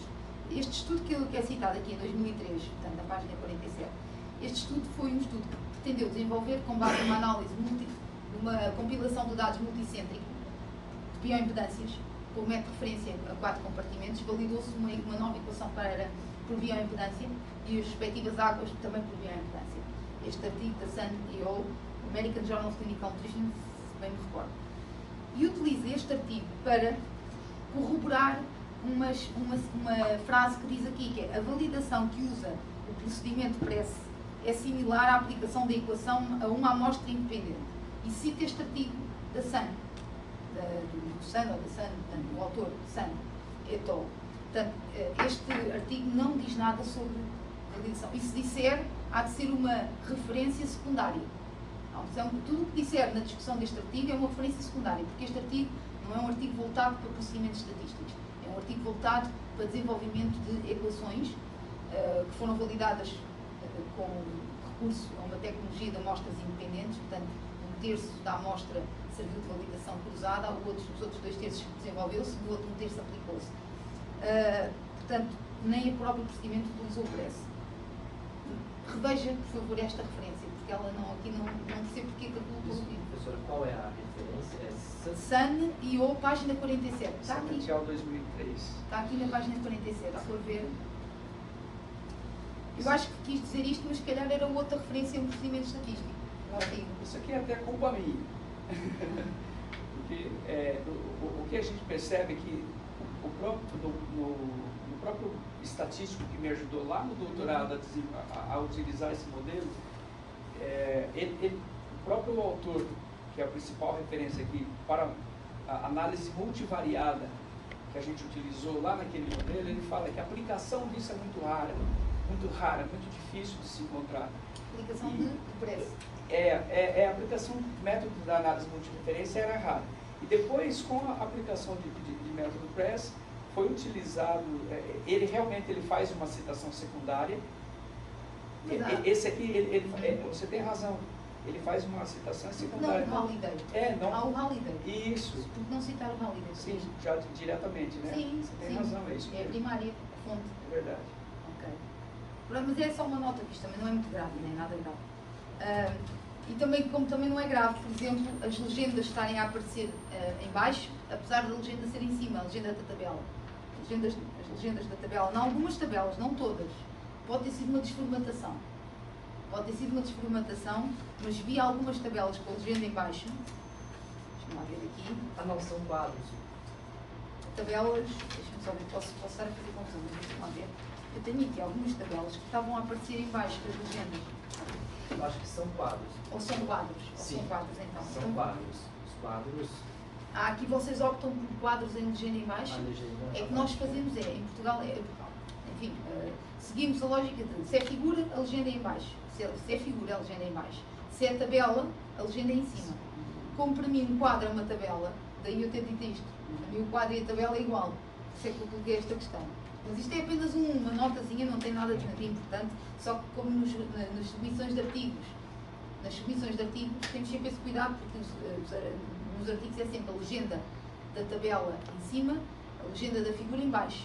Portanto, é só por isso que nós seguimos logo a metodologia, dessa forma, já a concepção dos artigos ser feita assim. Quando você diz legenda, você diz o título da O tabela. título, Isso. o Tá, título da porque tabela. para nós legenda é isso aqui. Ah, está bem. Então é isso. É o título. O título da tabela. Ah, não, mas eu entendi o que a senhora disse. Ah, É porque ok. nós utilizamos mesmo no quadro a legenda abaixo, tanto em quadro quanto em figura. Ah, pronto. É. E para Mas vocês o quadro é legenda como uma o figura. título da tabela. É o título do Não, quadro, o sim. título da figura, o título É. da tabela. Pois. Você É, seguiu a BNT? Sim. pronto, é isso. É isso mesmo. Ok, então. A BNT aqui é diferente. Ah, pronto, ok. A tabela está certa aqui. Uhum. Aparece em cima a legenda. Eu vi foi algumas. Os quadros é que eu penso, como eu assumo quadro é tabela, para nós tudo o que é quadro ou tabela é sempre a legenda em cima. Ou melhor, com o título em cima. Tudo o que é figura, pomos tudo em baixo. Mas é só uma nota, nada de especial. Eu também disse logo, isto não tem nada de especial. E já agora também não tem nada de especial, mas às vezes os revisores também notam e fica mais complexo os números todos a aparecerem dentro da tabela, que é, não faz, há aqui variáveis que estar às centésimas ou estar às décimas é igual, e é muito mais fácil olharmos para um quadro às décimas do que às centésimas. Por exemplo, não é muito importante ter, por exemplo, a idade, saber que ela tem 46 anos, 21. Chegaria bem 46,2. E a tabela fica mais leve. Portanto, e aí o desvio padrão tem que ser igual. Mas são floreados, é só para tornar a tabela mais leve, não é nada. Eu fiz isso porque o professor ele tinha até comentado sobre isso. Ele falou, ó, depois da qualificação, a gente já vai pensar em colocar essas tabelas, né, com casas decimais. Ah, pronto. Ele já Certo. tinha... Já tinham pensado nisso? Sim. Ok. Então pronto. Mas obrigado. Aí a única coisa que eu sugeria é que o conteúdo mineral ósseo, como é um valor mais pequenino, pode deixar 2 casas decimais para o conteúdo mineral. Até falam em deixar 3 casas decimais para o conteúdo mineral ósseo. Porque lá está, é um valor de magnitude mais reduzida. Portanto, aí faz sentido para ter acesso. E já agora o capa do quilograma, parece-me a mim que o capa do quilograma está em letras maiúsculas, o capa, não está? Ou a impressão minha? É KG. KG. KG é minúsculo e a gente colocou K E o G, K maiúsculo e o G minúsculo. Pronto, eram só aqui umas notezinhas de floreado nesta apresentação de resultados. Nada de especial, nada de grave, não tem nada de especial. Pronto, vou passar então aqui à página 56. 56 e antes disso aparece noutra página uma informação que não aparecia anteriormente. Aliás, aparece na página 51 e na página 56 a informação da escolaridade em anos. Mas não aparece no quadro inicial, na tabela inicial. Não fala da escolaridade em anos. Está a colocá-la aqui. Por que razão não colocar também no início? Foi uma variável que eu só notei quando estava a olhar para os dados mais por secções. Portanto, dados avaliados por homem, por mulher, já numa fase mais à frente. E escolaridade eu entraria nas variáveis demográficas logo à frente, logo atrás. Não sei. Vou colocar isso também na separação lá por sexo. Para trás, logo aqui nas primeiras Geral. tabelas. Na geral, Na é geral. geral. Também estavam a pensar esta variável como um potencial confundente, a escolaridade aqui. Estão a utilizar a escolaridade porque era alguma razão especial para apresentar a escolaridade? A literatura traz, professor, que quanto menor o nível de escolaridade, maior a incidência, né, do HIV. Ok. Mas isso, quando se pretende fazer isso, é para vir a utilizá-la no modelo? Nós tínhamos essa ideia inicial. Ok. Era apenas para descrever, né, a nossa amostra. Mas o que a senhora acha? Sinceramente, quer dizer, eu entendo do ponto de vista epidemiológico, se me perguntasse se andasse a estudar algo do ponto de vista epidemiológico, faria todo sentido ter lá a escolaridade como uma variável que seria determinante no entendimento da doença, assim, do ponto de vista epidemiológico. Aqui para isto não sei até que ponto é que esta variável, com um estudo metodológico, não estou a ver a importância, mas não me parece, mas sim, mas pode estar, bem, para a caracterização geral, não é?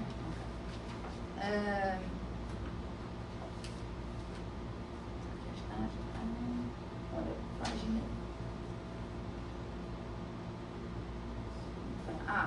Página 59, será? 59. É isso, é página 59. Eu estou aqui um bocado confusa por uma razão. Fala aqui, eu estive a ver as tabelas, os usados das tabelas, e a mim parece-me que é claro que todos eles, em todos os parâmetros liperdistróficos, apresentam sempre lipoatrofia. É clara a lipoatrofia. Para mim o que não é claro é a lipohipertrofia. Com base nos dados que eu tenho aqui, não encontro aqui nada que me diga assim, há razão para considerar que eles são hiperlipotróficos. Não, desculpa, lipohipertróficos, que é aquela gordura central. Portanto, o perímetro da cintura não indica que eles sejam. São todos valores mais baixos. Pregas do tronco também não são todas elas mais baixas do que, portanto, o lipodistrófico versus não lipodistrófico. Eu não consigo encontrar aqui resultados que mostrem que há algum parâmetro antropométrico que está a mostrar que haja hipertrofia. Ou eu estou a ver mal, mas depois aqui no primeiro parágrafo diz assim, nesse sentido, a lipohipertrofia pode ser verificada na diferença entre os grupos liperdistrófico e não liperdistróficos para as medidas de perímetro abdominal e dobra cutânea da suprailíaca e abdominal horizontal. Para estas medidas houve diferença estatisticamente significante, mas não foi no sentido de mais. Ela sempre teve menos. Como é que pode falar em hipertrofia? Primeiro, professora, o diagnóstico subjetivo, aquele que eu coloco, que é por Sedgman, em 2006, ele considera a lipoatrofia. Então, vou perguntar para o paciente se ele teve perda de gordura no segmento. Se o paciente falar que sim, e eu verificar isso também, o diagnóstico é feito. Se o paciente falar assim, olha, eu só percebi que eu tive acúmulo de gordura na região do abdômen, né, que seria a lipohipertrofia. Exatamente. Né? Esse tipo de diagnóstico ele desconsidera. Então, ele valoriza a lipoatrofia, tá? O diagnóstico subjetivo. Sim. Tá? Esse é um ponto. Outro ponto é que nas variáveis antropométricas, quanto menor as dobras de abdômen e suprailíaca, pode-se interpretar que ele tem um acúmulo ali de gordura visceral. Porque quanto menor. Por quê? O compasso de dobras ele vai medir a gordura subcutânea. Né? E aí o compasso ele não é sensível à gordura visceral. E como característica da lipohipertrofia, ele tem acúmulo de gordura visceral e não de gordura subcutânea. Então o que está a dizer é que baseia-se num menor valor de suprailíaca ou de qualquer dobra cutânea dessa região abdominal, se der menos, é sinal que há mais visceral. A interpretação que nós fazemos, sim. Isso pode levar, eu posso colocar até uma questão, porque se eu ia lá pelo perímetro da cintura, aliás, o perímetro da cintura podia ser, a minha expectativa é que o perímetro da cintura mostrasse melhor um indicador de gordura visceral, não é? Do que a própria dobra. E até podia, isso que me está a dizer, poderia até ser usado se eu quisesse corrigir o meu perímetro da cintura para a respectiva prega. Como tem as pregas e como tem o perímetro, pode corrigir para a respectiva prega. E eu duvido, com base naquilo que eu vi aqui, eles têm perímetro da cintura baixo, reduzido, mais reduzido do que os outros. têm dobras mais reduzidas que os outros. Eu ponho em causa que haja aqui hiperatrofia. Não sei até que ponto... Lipoatrofia. Não, hipertrofia. Quando refere cá à hipertrofia, faz-me confusão aqui. Como é que eu consigo ver se há hipertrofia? Faz-me confusão, porque nem a perímetro abdominal é maior, as pregas são menores, apesar de me estar a dizer que quando as pregas são menores quer dizer que é um preditor, e isso para mim não é claro. Esta relação não é clara. Agora, se me disser assim, eu corrigi o perímetro abdominal, o perímetro da cintura, corrigi para as pregas do tronco. Aí tudo bem, aí concordo que se aí der um valor maior no hiperdistrófico versus não hiperdistrófico, aí estamos de acordo que há uma tendência para hipertrofia. Caso contrário, faz-me confusão. Por isso é que eu não estava a entender esta frase. Ok. Deixa-me só ver aqui.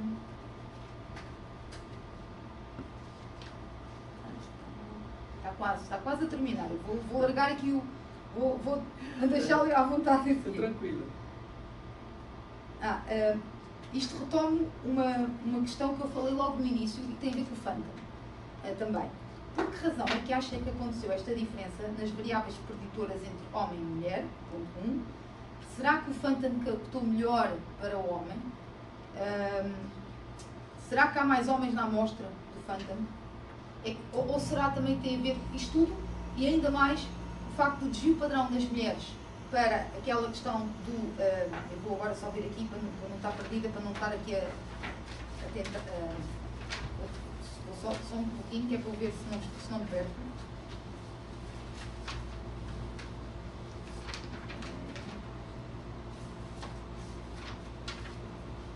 Eu não quero perder a mim para não perder assim, não vai ser complicado aí.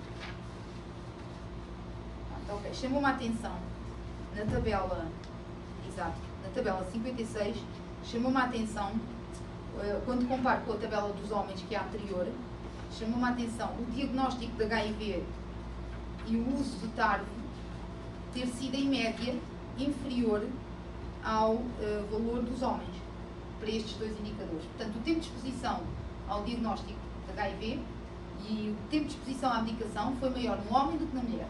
Portanto, a expectativa é que, se calhar, se em média for maior, é que tivessem tido mais tempo a desenvolver a lipodistrofia, que isto tivesse afetado, inclusivamente, a própria, os resultados da regressão ter sido só um modelo, não ter sido inferior. Também o desvio padrão destas variáveis é maior o desvio padrão nas mulheres do que nos homens. Ora, o facto de não ter entrado na amostra de mulheres, não ter entrado a variável preditora diagnóstico, como entrou no homem, ou o tempo de exposição, se não me engano, que entrou no homem, poderá ter tido também a ver com o desvio padrão ter sido maior na amostra das mulheres comparativamente com a amostra dos homens.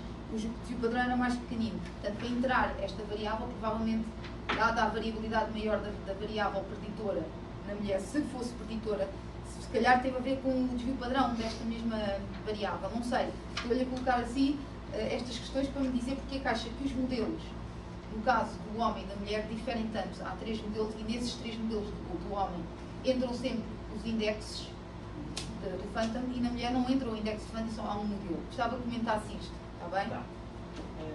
Professora, eu acredito que em 2 fatores eu pensei, né, para essa possibilidade. O primeiro é o tamanho amostral do sexo feminino, que é um tamanho reduzido. Concordo. Né? E o outro é aquilo que a senhora levantou também, o desvio padrão da variável independente, do tempo de TARV, né, que para o sexo feminino... Independente. Isso, independente. Né, que é maior do que comparado ao sexo masculino. E também como é que me explica porque é que não entraram nas mulheres os indexes criados pelo Phantom, portanto, a partir do Phantom, só entraram os valores originais? Eu acredito que é devido ao tamanho da amostra. Acha que não... mas o tamanho da amostra também podia pôr em causa, se o problema fosse o tamanho da amostra, também punha em causa quer as variáveis originais, quer as variáveis via Phantom. Não é? Porquê é que as do Phantom não entraram nas mulheres e entraram as outras, as originais? Uma das originais entrou, certo? Entrou, temos aqui no caso da mulher... Só a própria de panturrilha medial. Exato, mas foi a original, não foi a rebuscada do Phantom. E, no entanto, a amostra tem o mesmo N. Pronto, eu vou-lhe dizer isto porque pode ter a ver com aquilo que nós já discutimos há pouco. Com o próprio Phantom, até que ponto é que o Phantom tem esta sensibilidade para discriminar os sexos. E se, por exemplo, houve o azar do Phantom ter sido construído com muito mais dados masculinos, ora, é natural que se identifique muito melhor para os masculinos do que para os femininos. Eu não faço ideia porque eu não li os artigos que baseiam não sei quantos homens e quantas mulheres, mas há pouco até falámos sobre isso e a probabilidade é maior de termos muito mais homens do que mulheres nesses Phantoms. Portanto, fica aqui esta nota e ia passar só à última questão, quase última, Fica à vontade. Segundos. Olha, gostava que me explicasse melhor, e agora retomo uma pergunta que fiz no início. Vocês desenvolvem um modelo para uma variável dependente. A variável dependente do modelo qual é? E como é que qual é a medida?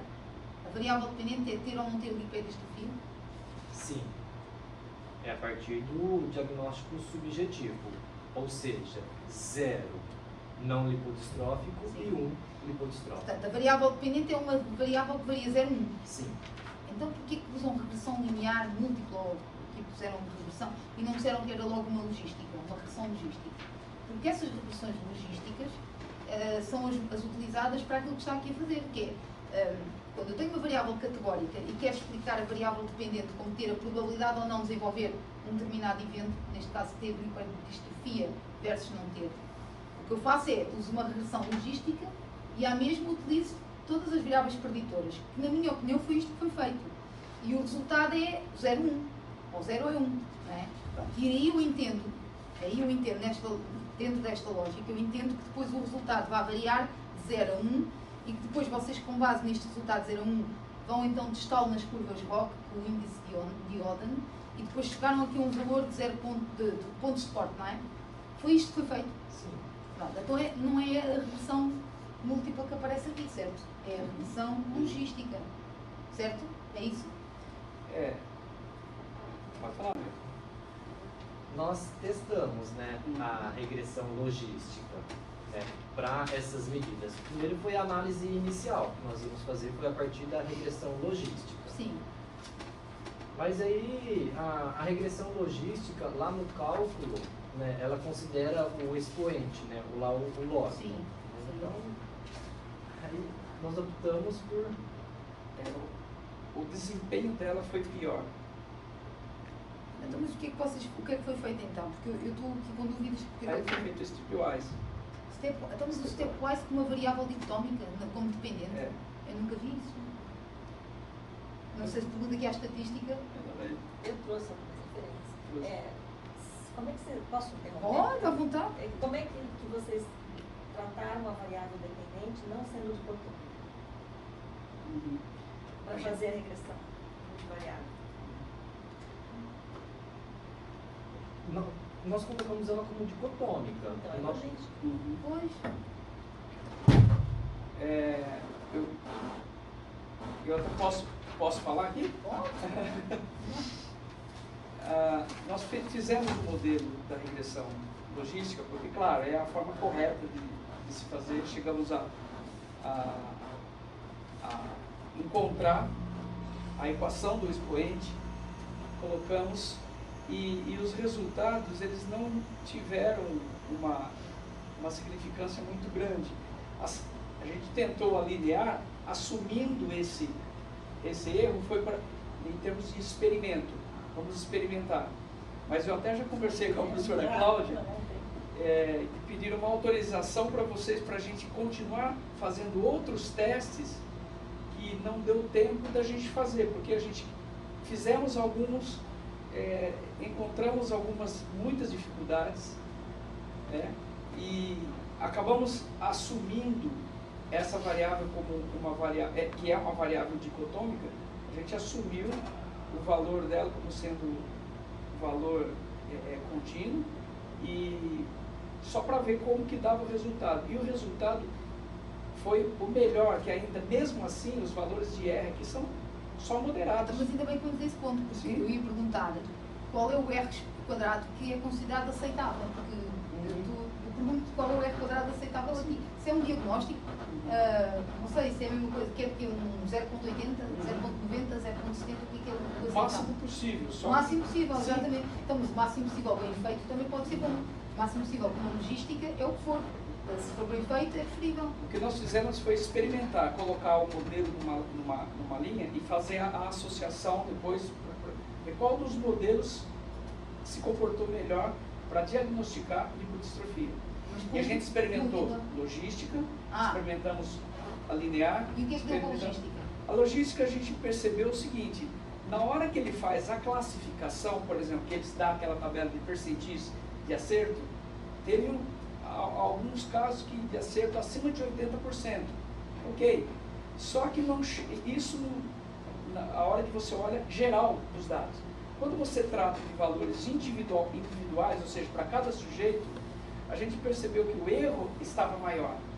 Como o erro era maior, a gente trouxe dessa forma. Bom, vamos assumir que não é uma variável categórica, que é uma variável contínua, e vamos experimentar com os... Experimentamos o stepwise, chegamos nesse modelo, mas na verdade nós precisamos avançar nisso. E uma autorização que eu queria pedir para essa comissão é da gente continuar experimentando. E eu até falei, bom, André, vamos levar assim e ver o que a banca fala. De repente vocês estão chamando a atenção nessa questão, que a gente assumiu isso, né? Mas a gente precisa inclusive colocar algumas variáveis que você levantou que eram bastante interessantes. A proposta inicial era a gente ficar só com variáveis antropométricas, mas no final a gente percebeu que a entrada da TAV foi boa. Quem sabe a entrada do tipo de coquetel que está sendo utilizado melhora ainda mais. Quem sabe se a gente não utilizar até Phantom, algum outro modelo que tenha essa distinção para homem e mulher, melhore mais ainda, porque a gente já sabe que o comportamento da lipodistrofia para homens e mulheres é diferente. Inclusive, soltamos um artigo agora que fala dessa diferença, inclusive com maior risco para síndrome metabólica para mulher do que para homem, por exemplo. Né? E já pensaram também em corrigir perímetros para pregos?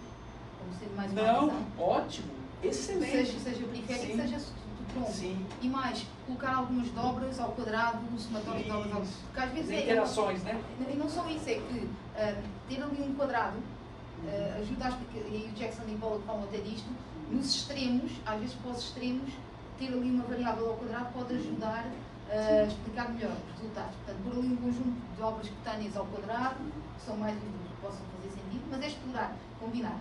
E aí, o processo, a lógica é sempre uma variável categórica que vocês querem identificar. Para mim é claro que era sempre a logística.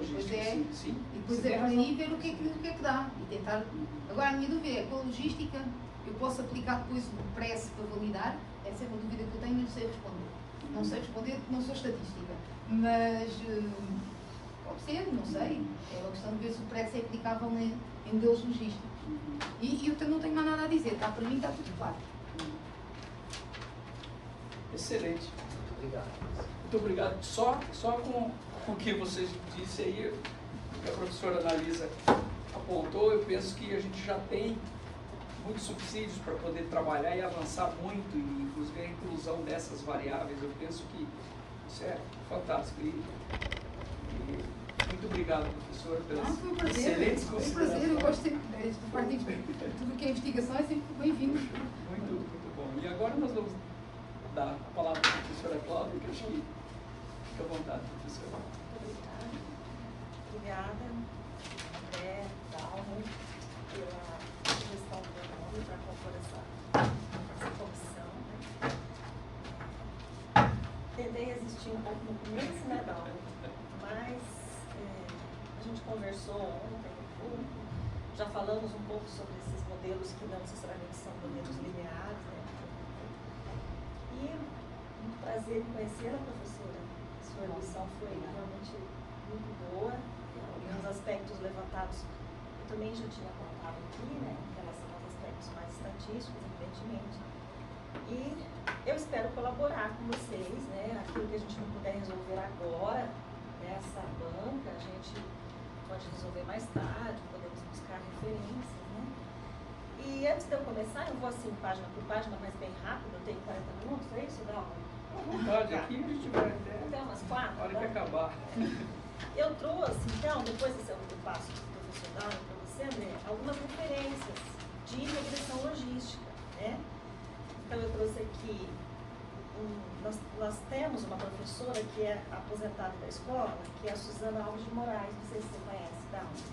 Ela é professora de epidemiologia e trabalha muito com regressão logística. Então, eu trouxe artigos dela, eu trouxe um artigo de sensibilidade e especificidade que usa esse índice que vocês trabalharam aí, e 2 artigos que eu tenho como base lá, que a professora Suzana me mandou. Um chama o risco de determinar o risco em modelos multivariados, então tem a ver com tamanho de amostras. E o outro é uma simulação, um estudo de simulação para tamanhos amostrais. E mais um trabalho da professora Suzana, eu acho que vai servir para vocês darem uma olhada e não sair, não tem como vocês não tratarem esses dados de forma logística, porque a variável de vocês é dicotômica, né? Então, tem que olhar com um pouquinho mais de cuidado, né? E aí, eu preciso fazer aqui a minha redução e vai ser mais assim, da diaba mesmo, né? Tamanho de amostra. Eu acho que vocês não estão com tamanho de amostra suficiente para esse tipo de trabalho. Eu sei que é reduzido, eu sei que vocês vão fazer validação cruzada, mas eu acho que é suficiente. Mas eu vou fazer a lição da mesma forma que a professora Melissa falou, para auxiliar, para vocês pensarem, para trabalhar, porque nem tudo a gente pode fazer, assim, nós temos limitações. Então, sempre trabalhar com as limitações até onde a gente pode chegar, não é? Tá, André? Então, você toma, você também dá, por favor. Né? Bem, também gostei muito da sua apresentação, acho que foi muito didática. Algumas dúvidas que eu tinha um monte de interrogação aqui, eu já fui apagando, porque você já foi esclarecendo. É um assunto novo para mim, eu não sou da área, né? Então muitas das coisas a gente realmente não entende. E gostei muito, parabéns pela sua apresentação. Só um detalhezinho, você falou que o trabalho da pós-graduação da Universidade de Ribeirão Preto, né? Nós não estamos na época, a gente está na Universidade de São Paulo, nada contra, poderíamos estar lá também, mas é só uma distinção de universidades. Tá? É o nervosismo inicial. Oi? É o nervosismo Eu inicial. sei. Perfeitamente tranquilo. Bom, eu li com atenção, gostei muito da sua introdução. Eu vou falar coisas assim de forma e também de conteúdo, ok? As de forma, eu vou deixar aqui com umas flechinhas, depois eu passo para você. Como, por exemplo, a gente não usa mais sujeitos, a gente usa participantes, pessoas, indivíduos, detalhes, como a professora falou, são detalhes que não vão depor contra o seu trabalho. Então, vou fazer, por exemplo, se eu usar a ABNT, não é? A ABNT é a referência por ordem alfabética, não por ordem cronológica. Então, depois você tem que arrumar tudo aqui, tá?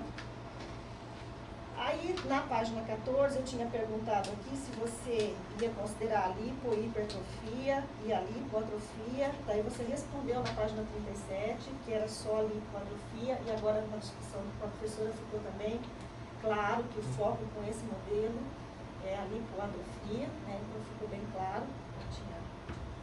E aí tá, eu fui lendo então tudo, tinha posto aqui, explicar esse tal de Phantom. Aí já explicou para a professora como é que foi feito, como é que se foi validado. Então, isso que eu falei, muitas das coisas que eu tinha pensado aqui foi esclarecido nessa lição e na sua aula, ok? Então, detalhes de ABNT, gostei da sua apresentação, você escreveu muito bem, eu não tenho como comentar sobre o assunto, porque eu não entendo, né, muito sobre o assunto. Deixa eu ver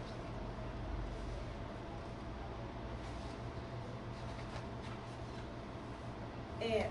Quando você acaba a sua introdução, André, e você também falou na sua apresentação, você apresentou vários trabalhos, né? Fulano de tal, em uma amostra de participantes obteve isso. Fulano de tal e colaboradores obtiveram aquilo.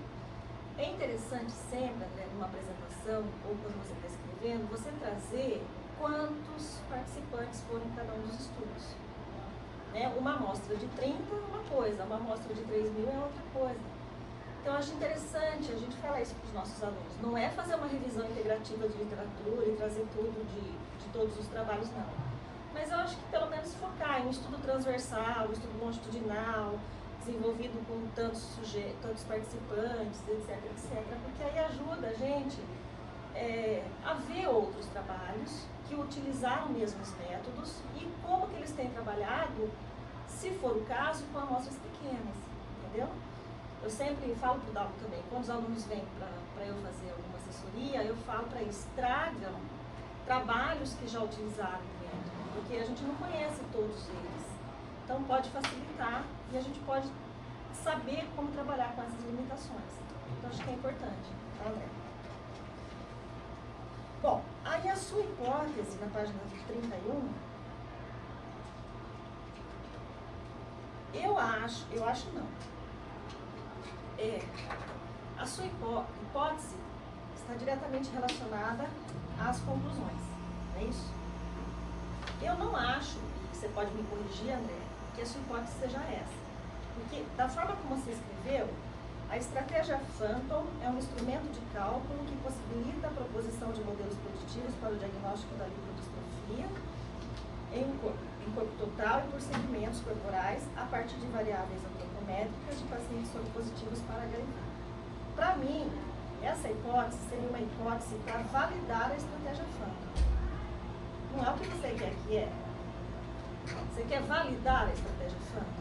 Você está usando a estratégia Phantom com todas as limitações que você já apresentou para a professora como um método de medida para elaborar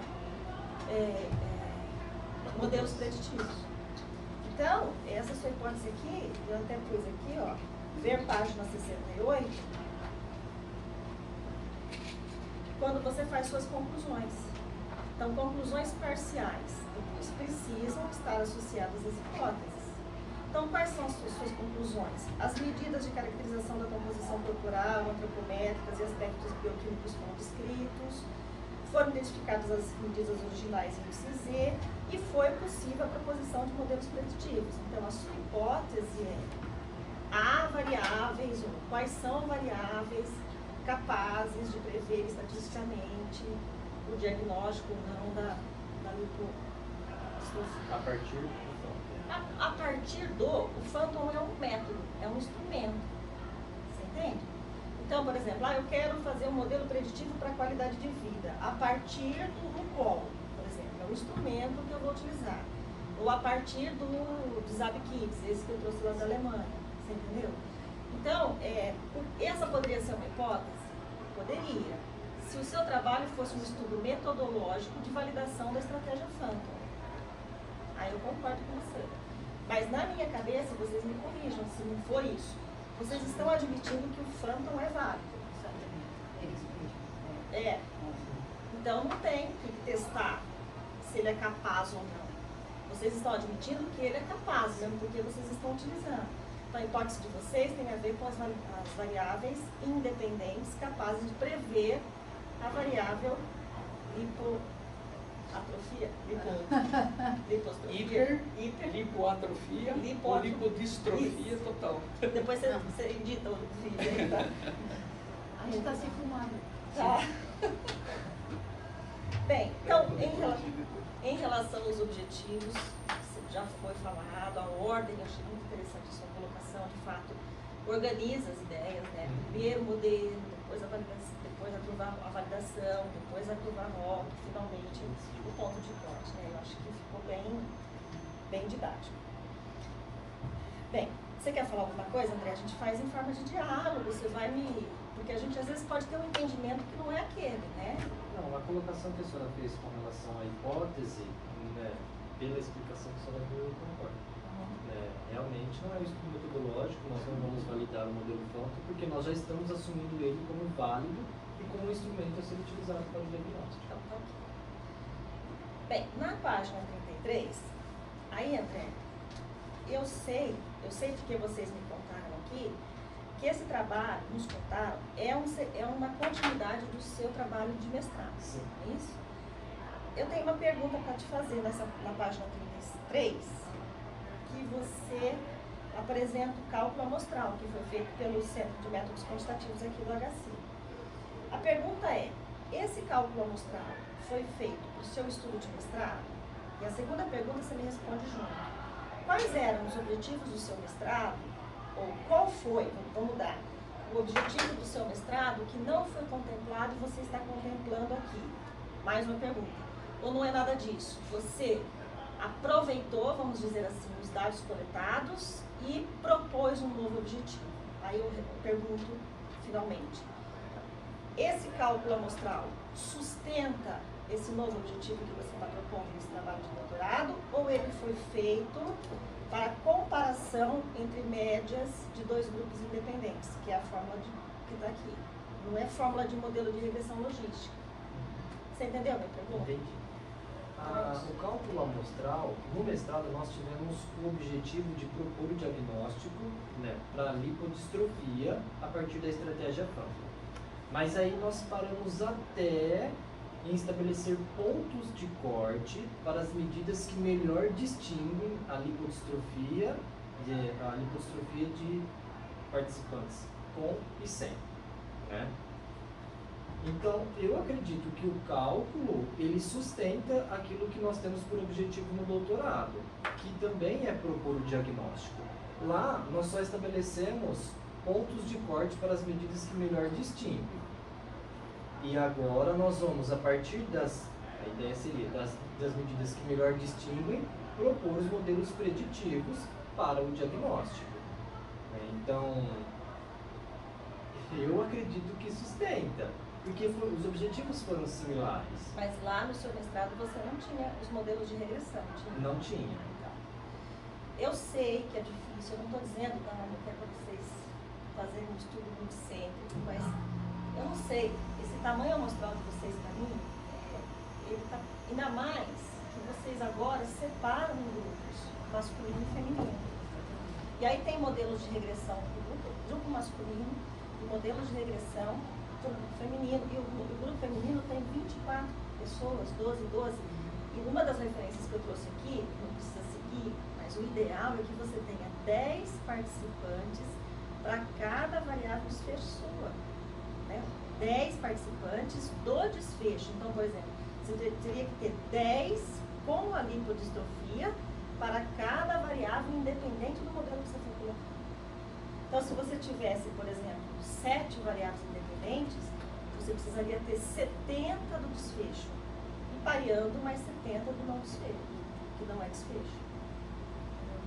Para o sexo masculino, nós temos, acho que 65. Isso, né? está dividido também, sim e não. E para o sexo feminino, 41. Não são 24? 41 participantes. Porque no total são 106. Bom, então, aí tem Mas a ver aí com as os- variáveis agora que eu vou te perguntar já, tá? Deixa eu achar a tabela das mulheres. São 12 com a Com lipodistrofia e 29 sem lipodistrofia. agora, 29, você poderia ter 3 variáveis, né? No seu modelo de regressão.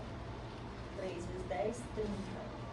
Só que aí você não tem o pareamento para aquelas que Que tem você tem uma lipodistrofia. amostra desbalanceada. Né? Bom, vamos continuar e depois a gente volta nessa coisa da amostra. Tá. Isso que eu falei, nada que a gente precisa decidir aqui, ou é ou não é, o que vai ser essa amostra. Eu acho que já que é qualificação, eu não sei o que a professora pensa, a gente poderia olhar um pouco mais. Talvez completar, eu Estou sei. perfeitamente de acordo consigo. Eu não quis entrar por aí porque sabia que era da parte estatística e melhor do que eu conseguia arguir esta parte do cálculo amostral, mas eu também tinha dúvidas no cálculo amostral, sobretudo esta questão da comparação de médias, que não é o cerne da questão aqui, nem de todo, porque o cerne da questão aqui é o modelo preditivo. E se o modelo preditivo não tem um cálculo por trás a sustentar quantas pessoas tem, tudo o que fizer já não tem pode não ter a potência que pretende. E aí estamos perfeitamente de acordo. Agora, qual é a melhor técnica Pois é. para calcular as situações de regressão? E se é para homens e para mulheres, então temos que pensar até para homens e para mulheres, em separado. E esse modelo que está aqui não é para regressão logística também, né, Cláudia? Qual? o modelo de estimativa do Não, cálculo amostral. é para a diferença entre duas médias populacionais. E aí nós temos que usar um modelo também adequado. Adequado. Você acha que é legal fazer, então, para uma estimativa para homens e outra estimativa para mulheres? Mas no que diz respeito aos modelos preditivos. É porque a grande dificuldade de trabalhar com essa população, nós estamos enfrentando, nós temos um outro trabalho do Tiago, ele está fazendo intervenção, treinamento com oclusão vascular e sem oclusão em pacientes HIV. A gente pensou inicialmente em pelo menos 60 sujeitos. Ele, se conseguir fechar com 20, nós vamos ficar muito felizes, porque há uma dificuldade, há uma perda amostral muito grande nesse tipo de população. Mas aí a pergunta é diferente. Aí estamos a seguir fazer uma intervenção e aí aquilo que é o tamanho do efeito da intervenção pode até ser simplesmente comparado ao comparar os tamanhos de efeitos. Isto foi utilizado aqui, não sei o que é esta fala. Mas aí é diferente, a pergunta para o cálculo amostral é diferente do que esta que tem a ver com a redução logística que vai ser feita. Portanto, é que para essa intervenção, provavelmente o N20 ou um N até 30 não é tão problemático como vai ser um N para Você poder. tem a medida da intervenção. E é só uma vez, né? E é só uma medida, então dá para ampliar. Aqui não, aqui é preciso normalmente um N mais alto para encontrar alguma coisa. Bom, tudo vai depender também, daqui a pouco, do que a gente for, vocês vão me contar, como que foi a inclusão das variáveis no modelo, mas isso aí a gente conversa daqui a pouquinho, tá? Com o tamanho da amostra. Evidentemente, quanto mais variáveis independentes vocês colocarem no modelo de regressão logística, maior o tamanho amostral necessário, claro, é diretamente proporcional. Bem, na página 34, lá vou eu com as chatices, né? Como eu fui coordenadora aqui do Comitê de Ética, 494 anos, mais ou menos, quando você coloca na página 34, 6.3.1, tamanho da amostra, não é tamanho da amostra, você já decidiu o que é o tamanho da amostra.